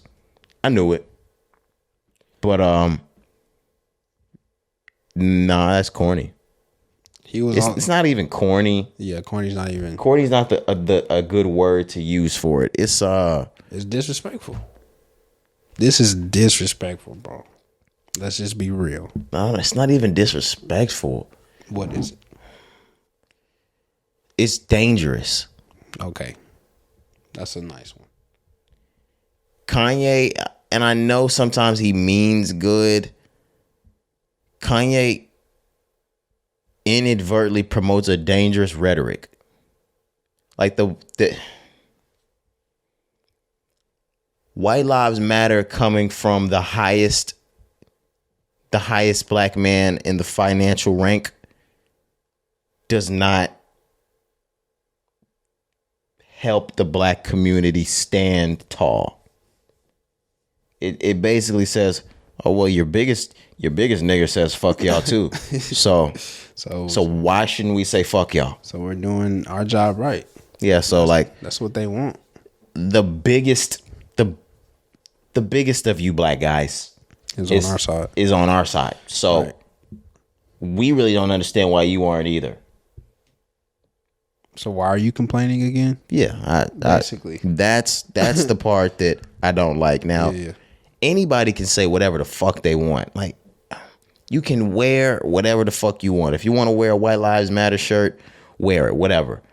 It's when you have a Hitler president figurehead in the world, leader type of influence of Kanye, and you go around wearing this. When you have a voice that big, and people have been saying this to Kanye for a decade now. When you have a voice that big, you have to say the right things. I know everybody's human and people get to fuck up and say wrong things or do wrong things. You can't when your influence is that big. You can't do it. You cannot do it. You cannot do it. So why does he continue? Because everybody else that's rich has a publicist, Cari. He needs a PR. He's never going to get one. And even when you say fucked up shit like this, it's the publicist that comes out and cleans it up. Because Kanye doesn't have one, Kanye comes and cleans up what he says every time somebody's mad. And all Kanye's going to do is double the fuck down because he knows he's a genius. Hey, man. I don't know. He also had Candace Owens with him. That makes it insult worse. to injury. Insult to injury. What the fuck are we doing, bro? Insult to injury. That's why I'm saying. I'm just like, I hear you and I hear what he's saying. I get it, whatever. But like, why is that your fight? Why are you fighting with Black Lives Matter? That's another question. I'm just like, I get it, bro. And you can whatever. But it's just like, why are you fighting with Black Lives Matter? Of course, if there's fraud, if there's allegations, why is that your battle? Man, Kanye? Cari, you better than this. You know this, right? What are you talking about? Why is that his battle? No, I'm not saying that, Cari. Like I just we're behind the consumer view of this shit nowadays, and we're down to the politics. He's stripped from his collaboration conglomerates, Cari, and we're at a point in time where he's about to start selling new product, and I need the biggest fucking look I can get right now. Fuck, there's no Gap right now. I'm not going to be surviving off of this, that. I'm not going to be surviving off of this right here. This is Kanye going at it alone, like he said. Now let's stir it up before I drop this fucking merch. Let's be real. I understand, and like I know that he does the shit to the White Lives Matter, the yada yada yada. I know, like, and I know it's mad fucking like what the hell are you doing, Kanye? Smoke and mirrors. I guess, man. I just think there's other ways. Like there's other ways. Not for him. Why this way? That's just my question. Because like, I'm gonna. Make sense.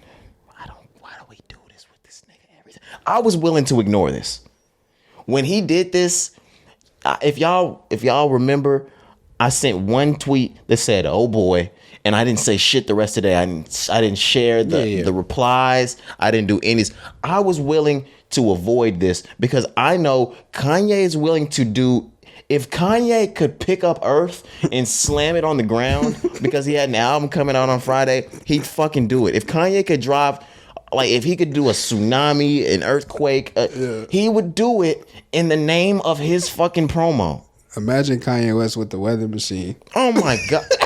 Oh my God. That's funny as hell. It would be the perfect storm. Yeah. But I know what this is. Nah, bro. I was willing to not talk about it just because I know this is another bullshit like a bullshit episode of Kanye. Yes, I know that too, but this almost red hat Kanye. It is because that was bullshit for Ye. It just didn't work. But you just got everybody back. He doesn't give a fuck. This thing is crazy, bro. This is my thing. Y'all really think a nigga with $1 billion gives a fuck about fans? Maybe not, man. Fuck no. All he needs to know is how to market. And he's doing it. Yeah. And niggas suck into it every time. We don't even need to talk about it because we fallen into it. I was willing to ignore this shit because that's all he wants niggas to do. It doesn't matter if niggas are mad at it, if niggas are happy with it, if niggas are like, oh my God, you just need to understand that he's only doing this because he's...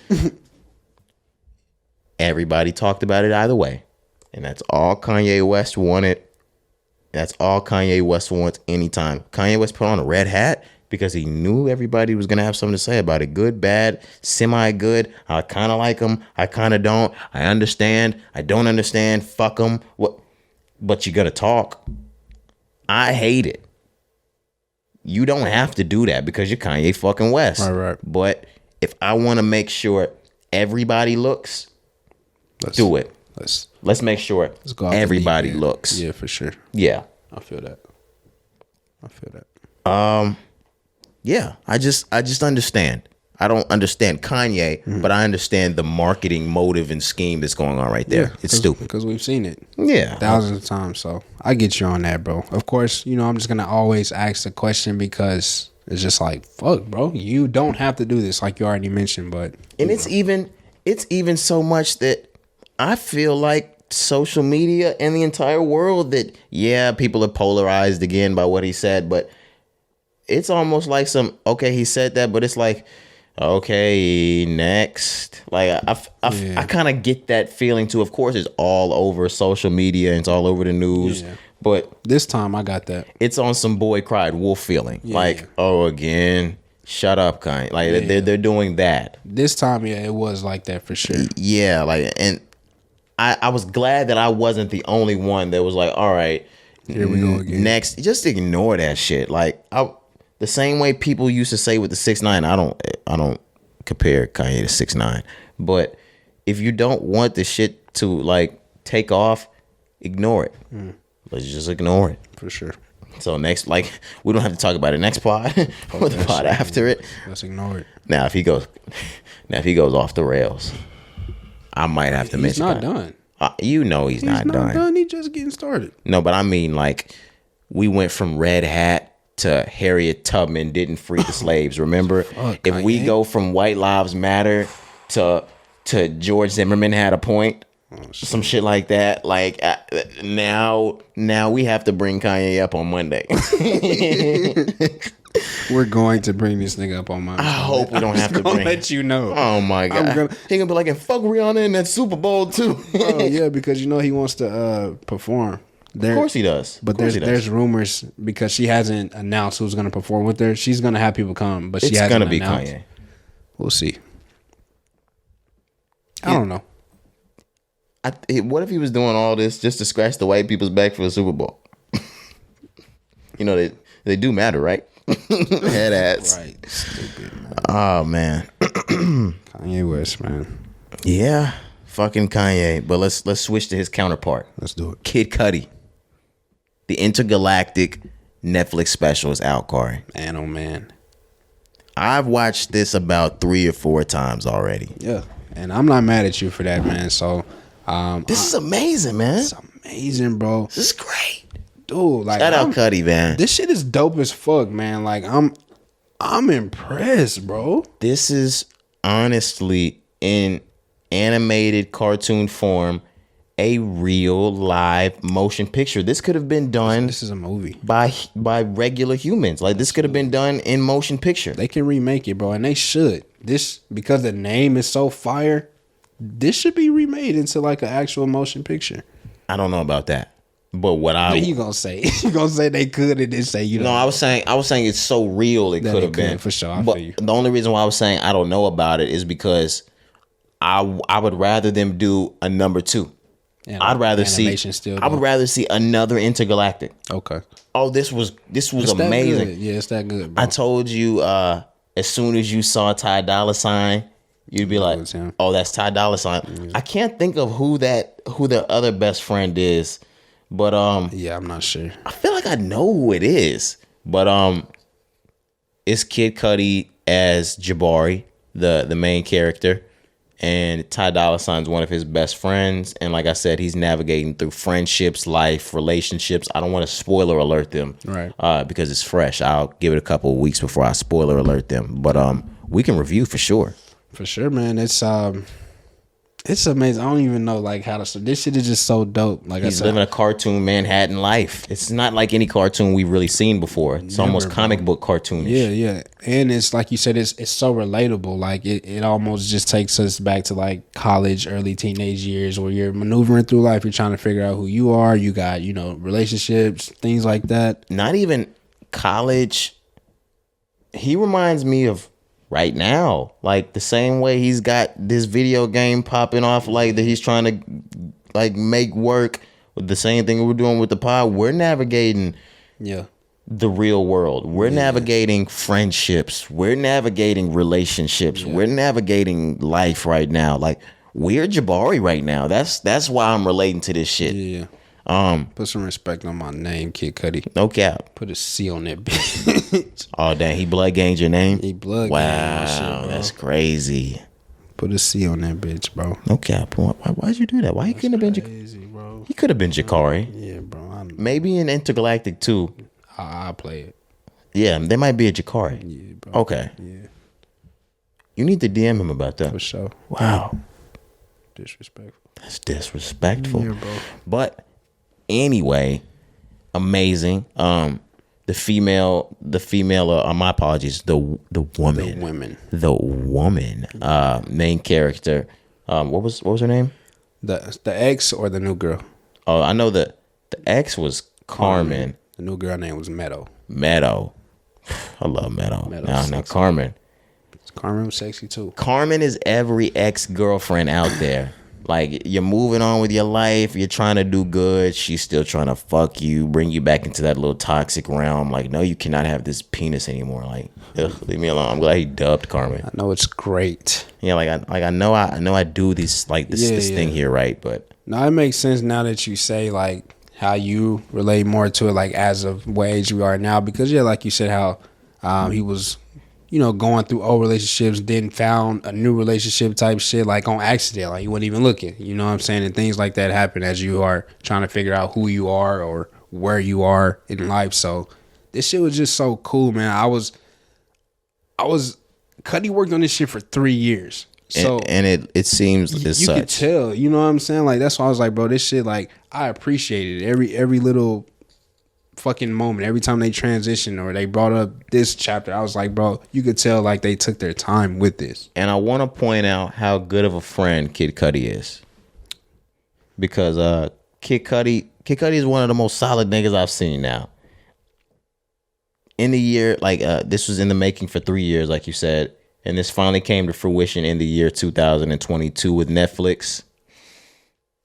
Kid Cudi and Kanye are not friends anymore. They've been beefing for the better part of a year, since the Donda era. Right. Kid Cudi still has Yeezys on in that movie. The character, yeah. That could have easily been changed. Like, it could have been changed quickly. Yeah. And I'm sure, like you said, it was already in. It was already in there. For sure. But if he really wanted to change it, they could have. If I was really on my fuck Kanye vibe as Kid Cudi, and I was like, you know what? Take those Yeezys off and just put a regular pair of shoes, because I'm sure if you guys don't have to promote Adidas. And there was a lot of shout out Virgil. There was a lot of off-white shirts. I don't know if you saw that. Yeah. And there were I apologize. Jabari or Kid Cudi was wearing Kanye's Yeezys the entire time. That's love. Respect, I'm bro. still beefing. We're at odds. We're not friends right now. I'm gonna promote you on this Netflix special though. Yeah. Shout out Kid Cudi. Amazing movie, Intergalactic. If you haven't seen that, make sure you check that out now. Let's stay in movies because Will Smith is back. There's a movie on Apple TV Plus coming out called Emancipation. And it looks like a hell of a role by Will Smith. Yeah, it looks like he's gonna be playing a slave, I'm guessing. Yeah, and it looks like from the trailer that I saw, he's playing in the times where Lincoln freed the slaves, but it hasn't been relayed yet. That makes sense with it being called emancipation now. Yeah, I heard him saying out of his mouth during the trailer, he was saying, "We free" or something like that. And somebody asked me, like, "Who told you that?" And they were like, "Yo, Lincoln," is what he was saying. Gotcha. I saw him talk about it, and he said that Apple promised for like the better part of a year that they were still going to make this happen for him because it was such a great film. He said this is the hardest film he's ever done in his life. And with the year he had, even outside of seeing the film and how hard it may be to play, I can already understand why this might have been some of the hardest work he's had to do. I mean, it's obvious. This is back against the wall, Will Smith. Yeah, and on top of that, the character that he's playing, like anytime you play slave or slavery, like that's just hard within itself. And then everything, like you mentioned, just the year that he's had, like that makes sense. But this is actually going to hit theaters as well. It'll be in theaters December 2nd and then streaming on the 9th a week later. But yeah, I'm just happy to see Will come back and, produce, man. So one thing I do want to point out that I was shocked about, I don't know if you know this, but Will turned down Django, a role in Django. I remember that. He turned down a role in Django because he didn't want to play a slave. Like that was his reasoning behind it. Did he turn down Django? Was it Django? I believe. I was gonna say like if it was that movie, I don't see him playing behind Jamie Foxx. No, I'm saying like maybe his like role was, or is that what you're asking? Like him playing Django? No, I was saying did he turn down playing Django because I don't see him playing a supporting role to Jamie's main character. Yeah, more than likely he was gonna be Django. Okay. But he didn't want to play that role, so to see him now do this is just like that's odd, but it makes sense in what he said. With this is probably the hardest role that he's ever had to play. Okay, now what you're saying is making sense because he never intended on playing a slave role ever. Now now he's gonna have to get into character, whether it was a hard thing for him to do, whether he just never wanted to do. I see where this becomes a difficult thing for him now. I know what you're talking about. Makes sense. Okay. But it's good to see him return. Now, of course, he won't be able to be nominated for an Academy Award for this. He's been kicked out of the Academy. Can he still win an Emmy? Yeah. It's not the same. Not Emmy, a Golden Globe. That's what I meant. Oh, shit. I just said, yeah. I know the Academy Awards is from the Academy. He's been banned from the Academy for 10 or 20 years or whatever it was. But the Golden Globes, I don't know if that's the same thing. So he could still probably fuck around and win a Tony Award, win a Golden Globe. But that Oscar, that shit is gone. That's all she wrote, man. They took the best years that he had left from the Academy. So it's all good. Yeah. You prevail. You move forward. Facts. He's already back. But there's an Emmett Till movie coming out. I want to talk about that next. Let's do it. Are you going to see the Emmett Till movie, Cari? I probably won't go see it, but I will watch it. I feel like we're about 10 years too late for this. How come? I feel like we're racially injusticed out for movies. And I know this is one of the biggest true stories in African American culture finally coming to light in the Emmett Till story. But I think over the last 10 years, we've gotten so many cop shooting stories, slave stories, the Lovecraft Country type of story that a lot of the black culture is really turned off to this type of movie now. I ain't gonna lie, I was gonna say the same kind of for Will Smith. I think we're kind of tired of, of the slave character more than anything. Yeah, like this should have happened. This movie that you're talking about with Will and the Django movie, I'm sorry, and the Emmett Till movie should have happened during the Django era. For sure. But like you mentioned, because the Emmett Till story is a story that needs to be told, and I'm guessing, is this the first like actual like autobiography type movie? Well, yeah, the biopic. Yeah, this is the first Emmett Till biopic. So, damn, why did it take so long for shit like this? That's weird, but I guess. But I think just because it's a biopic, we need to hear that story. So it's okay for that to drop now. But I'm with you. I'm tired of the same old slave and all that. Like, bro, we get it. You know what I'm saying? Yeah, like we can really like that shit dead, bro. Like, one part of me says give it a rest. The other part of me says we spent so much time in history not being recognized, whether it's a fiction movie or a nonfiction movie. So flood they ass for the next 40, 50, 60 years with it. Yep. But I don't know. Just how many times can you tell the same story? As many times as these white people need to hear it. I mean, no, for sure. If that's the message that we're going for, yeah. But if it's not, if we're just trying to point out every, person that went through that, it's just like, at a certain point, like the story's been told already. And also, are we trying to inform, or are we trying to entertain? Entertain. That's when this gets, or are we trying to make a buck? You know what I mean? Or are we just trying to make a buck? Exactly. But Emmett Till, bro, like I said, that's a story that, of course, we need to know. We need to see, what went down. But I'm just kind of tired of that same old fairy tale. I'm not gonna lie to you. Yeah. I'm not tired of the Emmett Till story, but no, I'm just saying like the whole spiel, not Emmett Till. But yeah. Moving on. Also in black culture injustices, shout out to great Aretha Franklin. Unsealed documents revealed that Aretha Franklin was tracked by the FBI for over 40 years. The FBI just recently declassified their file on Aretha Franklin. It showed that the information they collected lasted from 1967 to 2007. They used fake phone calls, infiltration, and surveillance in an attempt to gauge how she was involved with the civil rights movement, communism, and the Black Power movement. It looks like this was released in September, and it was over 270 pages. They said it was she was extensively tracked. What a waste of fucking time from the FBI, bro. That's really crazy to think that Jesus Christ. For 40 years, you had people on a project for no reason. For no fucking reason. Just like, spending money. You literally put niggas on payroll for 40 years for no fucking reason. Nothing. Imagine coming to work every day and just studying Aretha Franklin. Tapping a fucking soul singer's phone.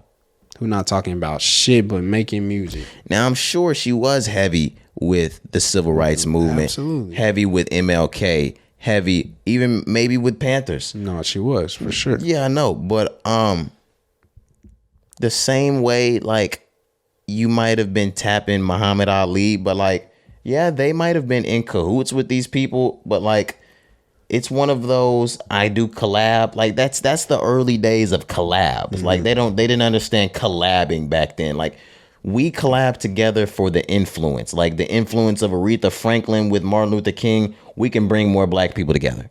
Or we can bring more people out to this. We can do this better here. Like, and it's crazy. That's literally all that we were doing. We were just loving ourselves. You thought she was just leading them Panthers. They was getting to it. But for good reason. No, yeah, for good reason. For protection. Right. But did you think Aretha Franklin was leading this? Did you think she was Huey? Like, what are we doing? Bro, what a waste of time. Like, that's money that was spent, taxpayers' money, bro, that just spent on bullshit. Did you think she was Fred Hampton? No. Like what did we think was going on right here? Nothing. You think she was Rosa? Like, She fucking sings. that shit is crazy, bro. Did they think she was gonna stop being a singer to full time? All right. Shit weird, man. But you know, when they want to keep us oppressed, bro. That's Who is always the world, the No, just government, playing. the president, Just the White playing. House, nigga. At this Oh, time, the White House. That was a good one. FBI, you know what I'm saying? Like, for sure, bro. Like, it's just always been keep us oppressed. Cause like you said, and I just want to bring this home, bro. We were just loving our people. It's the same shit that any other colored people does for their people.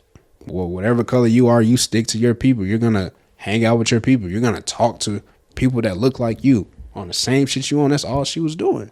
Who do you think they're tracking right now? They're like in 20 years, we'll find out, or in 40 or 50 years, we'll find out they've been tracking them for the last 40. Yeah. Well, we found out they were tracking YSL. Just state that. Okay, I don't mean by RICO. I mean just FBI. Who they tapping into? Who be making noise, bro? Who be heavy? Black Lives Matter on some shit. Colin's been tapped forever. Oh yeah, Colin's tapped for the rest of his life. Kaepernick is getting tapped until he dies. You think they tapping Braun? Oh, they are definitely like. Holy shit! The government is definitely watching baby Braun. Damn, they tapping in LeBron. Curry too, or Curry get a pass because he light skinned. Curry's getting a pass because he's light skinned. Yeah. You niggas lucky I got to be in the house. I take that back. When Curry made that, they didn't go to the moon, Earth is flat type shit. You remember back when they made those comments and then NASA invited him to go see the station. They've been on his ass ever since. Oh, I got the perfect one. Kyrie fucking Irving. He's being tapped. Oh my God. My Kyrie goodness. Irving is being tapped, bro. Kyrie Irving hasn't had a clean phone call without law enforcement or the government on it since 2011. Is that the year he came out of Duke? Yeah. Yeah, he hasn't had it. Yeah, no, they knew about that nigga. Damn, Kyrie for sure. Oh my gosh. Yeah, Kyrie Irving is being tapped, bro. I'm trying to think if there's anybody. Summer Walker. Is she being tapped? Oh my gosh. Have you seen that little Galacta whore page? Yeah, she's crazy, tapped. Man. Oh my, they're watching her. They're waiting on her to make one more true statement on some shit that might have happened up there in the stars. They're like, all right, yeah, go get her. Yeah. Go get her and do what they did to Pac. Damn. Not Pac. Sorry. Shout out Shug. Yeah, we know you ain't do that. Joe Rogan? Yes. I was gonna say Yeah. Joe Rogan for sure being tapped, bro. Joe Rogan is either being monitored or he's planted. Okay. You know, they might put a little white boy there to plan it for you. Yeah, make you think everything is okay. Try the DMT. You know? Look what they've done. Crazy, bro. Outside of that, I don't have too much more on Aretha Franklin. Nah, that's just insane to think about 40 years of bullshit, wasted time. But hey, you could have paid me 40 years to not do a damn thing. Absolutely. I would have came to work just to every day. monitor. Imagine if they had black people in the FBI back then. Niggas would have been doing nothing but listening to listening Aretha to the Franklin music. song. Yeah, And be like, bro. I've been studying her all day. I haven't heard shit. Right, bro. Haven't heard shit. I'm still waiting on her to say something in this track. Give me 1 second. Yeah. I'm playing track 4. Still nothing. We might have something here. Nope. It was just another song. She just wanted respect. Kim K. Kim K is she's in trouble. She's paying $1.3 million to the SEC for promoting crypto. Yeah, so she came out. Was this last year when the deal was made, when the Instagram post was made, or was it earlier this year? I think it was earlier this year. It might have been very early this year. If not, it was late last year. Okay. There was this there's a crypto called I know you've heard of Ethereum, but there's one called Ethereum Max, I believe, and she was promoting on her Instagram page for investors to go try Ethereum Max. Right. The problem with that is if you're going to be a celebrity and promote a crypto, you have to let the people know that this is indeed an ad. And not only that, you have to let the people know how much you'll be receiving for that ad. Just so people know, like, yeah, I'm not just trying to make a buck and you're throwing your money into a $0 scheme or into some Wolf of Wall Street type shit going on over here. Right. She wasn't clear with that. She was unclear at first with disclosing that she had made an ad. She cleared that up afterward, but even then, she hadn't disclosed how much she made off of it. So that was a problem with the SEC. She was fined $1.2 million. After that, she did disclose that she made $250,000 for that post, but she's forfeited that $250,000. That'll be going back to whatever crypto that is, and she's paying that 1.3 over to the SEC. Yeah, she took a L, but she did take an L. That's an L. But she bounced back. You know what I'm saying? But yeah, man, like we said before with Elon, we're gonna talk about him a little later as well. But with the SEC, bro, like you have to announce this shit. You have to let it be known, like you mentioned, that hey, this is an ad. I'm not actually investing in this myself. I'm just doing this for promo for this amount of money. Like you have to state those things when it comes to securities, crypto, because someone like Kim Kardashian, who has the influence and the following that she has, she can sway things in the market. She can sway, crypto and prices. So you have to make that shit known. And in this instance right here, I think this was the first time with her doing this. I will go on record and say 100%. Kim Kardashian more than likely did not know. She had to disclose all of that information. Like, are you saying no, you don't believe that? No, I'm saying like she didn't know. Okay, yeah, because crypto is fairly new, and I know there's crazy rules on that because it's not all government regulated yet. Yeah. But I'm willing to stick my neck out and go Kim Kardashian. She wasn't trying to be slick. She did not know this one. Yeah, a lot of people don't know. Yeah, when it comes to the SEC. There's been a lot of SEC crypto charges and fines that have been going on in the last year because, like I said, it's not regulated. And if you are trying to get over, the government's going to get their hands on that, and they're gonna take what they owe. You just can't what you owe. The SEC is almost worse than the IRS. I ain't even gonna lie to you. Like when they come get you, they come get you. They have specific sanctions, and if you move outside of those, you're going to face the repercussions. You can't hide from them, bro. Like they come every time. Shit is crazy, but you can't hide from the U.S. government. Yeah, I agree with you though. Like Kim, she had no idea, and that's why she was cooperating like so well. They stated that's why she's forfeiting, that extra amount. Yeah. Like she doesn't even have to do that. But she's a billionaire, you know what I'm saying? So she knows she has to move a certain way. I have to do things this way. So of course she's gonna do it like that. But let it be known, bro. Like any artist, any public figure, like this is the route that you have to take. You have to make this shit known, or else they're gonna come get you. Absolutely. Let's go ahead and move on. Dan Whedon or Wyden, I'm not sure how to pronounce the last name. I believe it's Whedon. Mm-hmm. The founder and creator of the Just Do It slogan there at Nike, he's passed away. Sad, man. He was also known for creating the slogan for Bo Jackson. Bo knows. Bo knows. He was behind Kobe's Aston Martin jump, the commercial that he did. The Spike Lee Mars Blackman videos. Blackman, bro, like he's a fucking creative genius. Some of the LeBron decision video. Yeah. That was him, which makes me, was it the Colin Kaepernick campaign? The Colin Kaepernick campaign, the Serena Williams campaign. And one of the LeBron commercials towards the end kind of had me wondering if he was behind some of my very favorite Michael Jordan commercials, like the Maybe It's My Fault. The things that it looks like it. Some of those, and I'm like, man, was Dan Whedon behind those? Yeah, because those iconic 90s and 2000s Nike commercials, they don't make them like that no more. And if they do, there's a handful every now and then. Like we haven't seen one like that since the Colin Kaepernick one, and that was maybe 2016 or 17. Yeah.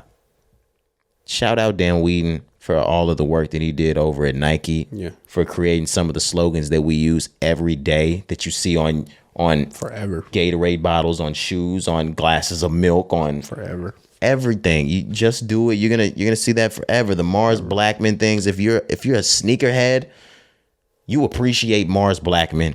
You appreciate Dan Whedon. Yeah. You appreciate these old school Nike commercials that built our childhood. I have some of those saved in my favorites on YouTube to this day because it's just certain shit I can't let go. Like like I said, the Maybe It's My Fault Nike video. Some of that stuff I can't let go. And if that's Dan, thank you for that. But rest in peace. He's goated. Nah, facts, bro. Gonna live forever, man. No cap. we're staying in sports. Brittany Griner. She's received an appeal hearing scheduled for, I believe, the 25th of this month. Some good news. You're correct. So she's scheduled to appear in court in Moscow, October 25th. And then, as we recently reported before, they sentenced her to 9 years. That was on August 4th. So this is the first hearing since then. There has been negotiations. Still, we've heard a little rumble with the White House, but you had read something earlier that stated the reason why there was a stall in the first negotiations is because we was running our mouth. Basically, they didn't clearly or directly say that. We had sent, of course, the request out or the proposal to return Brittany Griner in exchange for an arms dealer, or like they called him the merchant of murder or something like that, of Russia. And we received no response. And anytime there's an official or an American official or someone interviewing that asks Russia about it, they decline to answer. But their response is, if they want to ever move forward again in the future, maybe with some sort of negotiation, that they should reach them privately. Which I wish they would have did from the jump. Yeah, I think the reason that I also read, the United States stated they only made it public because the social state of the United States, or socially, it seemed as though America was doing nothing to bring her home. So they said the reason why they made it public was to show the American people that they were not doing nothing to go get her. You believe that? No. I just want to make sure I wasn't tripping, because you can see my face. I know y'all can't see my face, but like, no. And even if it was true, boy, did that plan blow up in your fucking face. That's dumb. No, but my thing is, if you're the United States of America, you know how to play things politically smart. Right. They knew. Come on now, man. So regardless of whatever you hear from the media outlets, who gives a shit? We're the United States. We shouldn't show our hand regardless. Well, I guess even outside of showing the hand, it was on the sense that they were like, yo, Biden, everybody's saying you're not doing anything to bring her home. Well, show them niggas that I just proposed to trade. Bro, not the White House running press, bro. I guess they always. This is 2022, Cari. I know. I guess they've always done that, but fuck, yo. Yeah, man, it's a dirty game.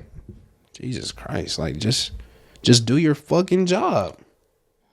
But it's his job to bring her home? No, but you know what I'm saying? Just do your job, though. But if you did say you're going to bring her home, yeah, then just do your job. Yeah, just do your job. I get it. His job is not to bring her home. But how do we think this appeal goes? I say that this appeal goes south. Why? Because I say the same thing. How many appeals in America do you see just like their first appeal, they just come home off of a 9-year sentence? None. Like who gets found guilty, and unless there's some sort of clerical error in court, that they just get approved for the appeal, or they just go home off the appeal. I would love to see it. Yeah. I don't see her coming home off of this appeal in October. So guys, please don't get your hopes up. No, for sure. I want to know what this hearing is even for. What is this one for? They said that she's finally received an appeal, is what I said, like what I had read. Okay.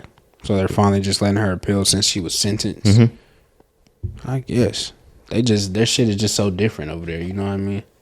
I don't know, man. I don't know, bro. This will unfold near the 25th, but I hope to see Brittany Griner come home. I don't think this one's going to be the one that brings her home. I do believe it's going to have to be a negotiation. If you want to see her come home before the end of that sentence, I believe it's going to have to be government negotiated. Agreed. So let's go ahead and move on. Another thing that's trying to be taken care of before it's government negotiated. Elon Musk said, you know what, fuck it. I'll just buy it. You guys are willing to take me to court. I'm supposed to be starting trial over saying I wasn't going to buy Twitter, even though I initially said I was going to buy it. Right. Twitter decided to take him to court. His trial is set to start October 17th. He's like, you know what? Let me buy it. I don't want to have to go to court. They've been in arguments this entire time. Let me back up a little bit and just give some backstory. So at the very beginning, I think this was somewhere between April and May, or March and April, something like that. Elon Musk was like, you know what? We need a new social media platform. Fuck it. I'm going to be the one to buy Twitter. I'm just going to buy Twitter and I'm going to revamp it for $44 billion. Twitter said, you know what? Okay. Let's do it. Yeah, let's do it. So they started to go through the negotiations of Elon purchasing Twitter.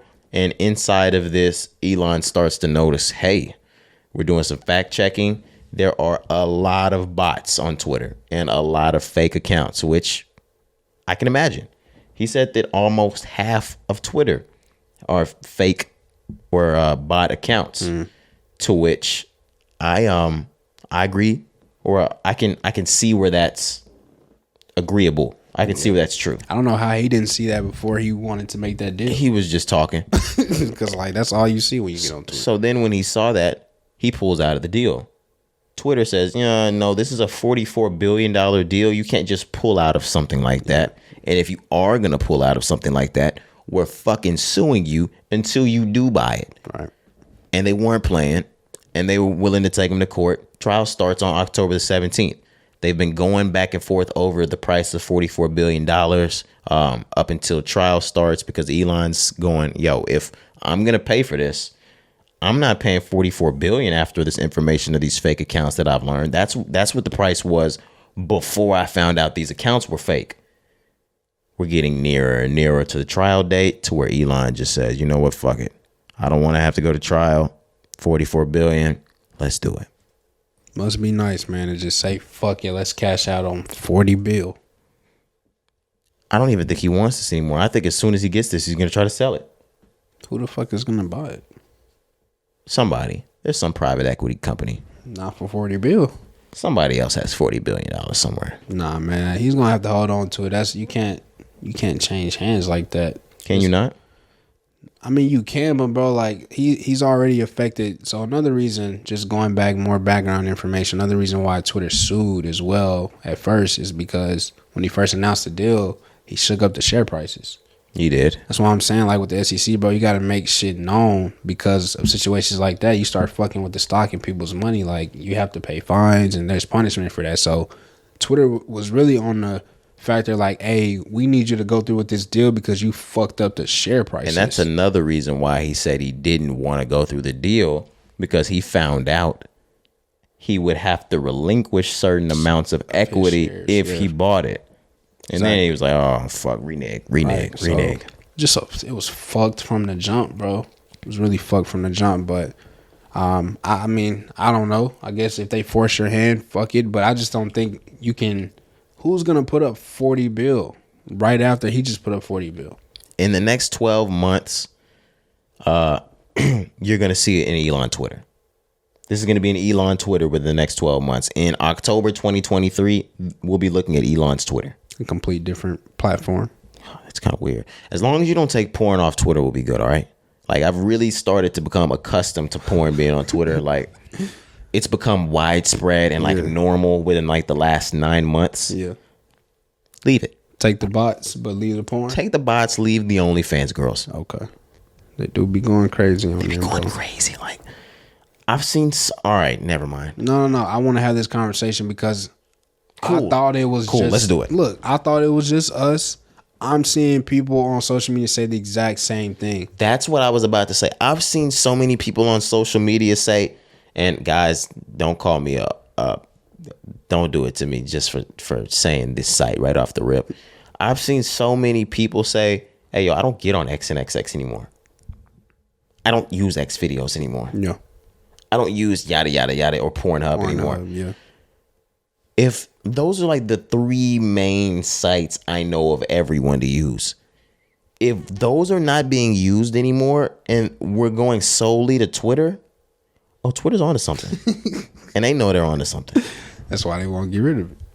Oh my goodness. Man, why would you get rid of something that's so successful for your business? It makes no sense. Even though it may be vulgar or explicit or whatever, Why would you get rid of that? Absolutely. The same way OnlyFans thought they were getting rid of all the naked bitches. You thought. No.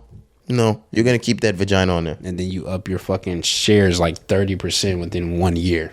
Oh, yeah. I'm telling you, man, like, if ass. OnlyFans were to go public, gotta invest. niggas going to be buying that ass. Like, your ass is going to be on the market. That literally. ass is on the market. You're literally going to have that pussy on the market. Like, you know how somebody's in a relationship, they break up. You're like, you know what? I'm back on the market. No, that pussy is literally on the market. Literally on the market. I'm literally trading for that pussy. I'm trading. I'm not even trading for that pussy. I'm trading that pussy. Yep. Excuse me. That is crazy. Bitch, I own 2% of that pussy. You better bring that shit back. I own 30 shares of that pussy. Stop playing with me. Like, don't play with me right now. Imagine being able to say that one day. Bitch, get over here. Bitch, I own 30% of you. Like, we're corporate pimps. Yeah. That would literally be corporate pimps. Corporate thugging. Corporate thugging, for real. Let's move on. I think this is the last thing that we have on the list. I thought California was the progressive state, Cari. I did too, man. The liberal state. What is this video that I was watching of these little white kids sitting or standing, two black kids on a stand and having a slave auction? Yeah, man. So it was a California high school football team in the locker room. Very diverse. You have Hispanic kids, you have black kids, you have white kids. There's a video that got leaked. They walk into the locker room and they're having a slave auction. You have the black kids standing at the front and they're being auctioned off like slaves. So because of that, the high school canceled the entire varsity football season. Yeah, fuck that football season. But what the fuck, bro? The first thing that I want to know is if these black kids willingly participated in this video. From what I'm showing, from what I saw, the video looks like they willingly. Oh, I was gonna say they didn't look happy in that video, Cari. Man, they look like they was putting on the front, if you ask me. Yeah, and I know kids do that, but like I just don't understand what children get out of that. Or what black kids, why would you do that?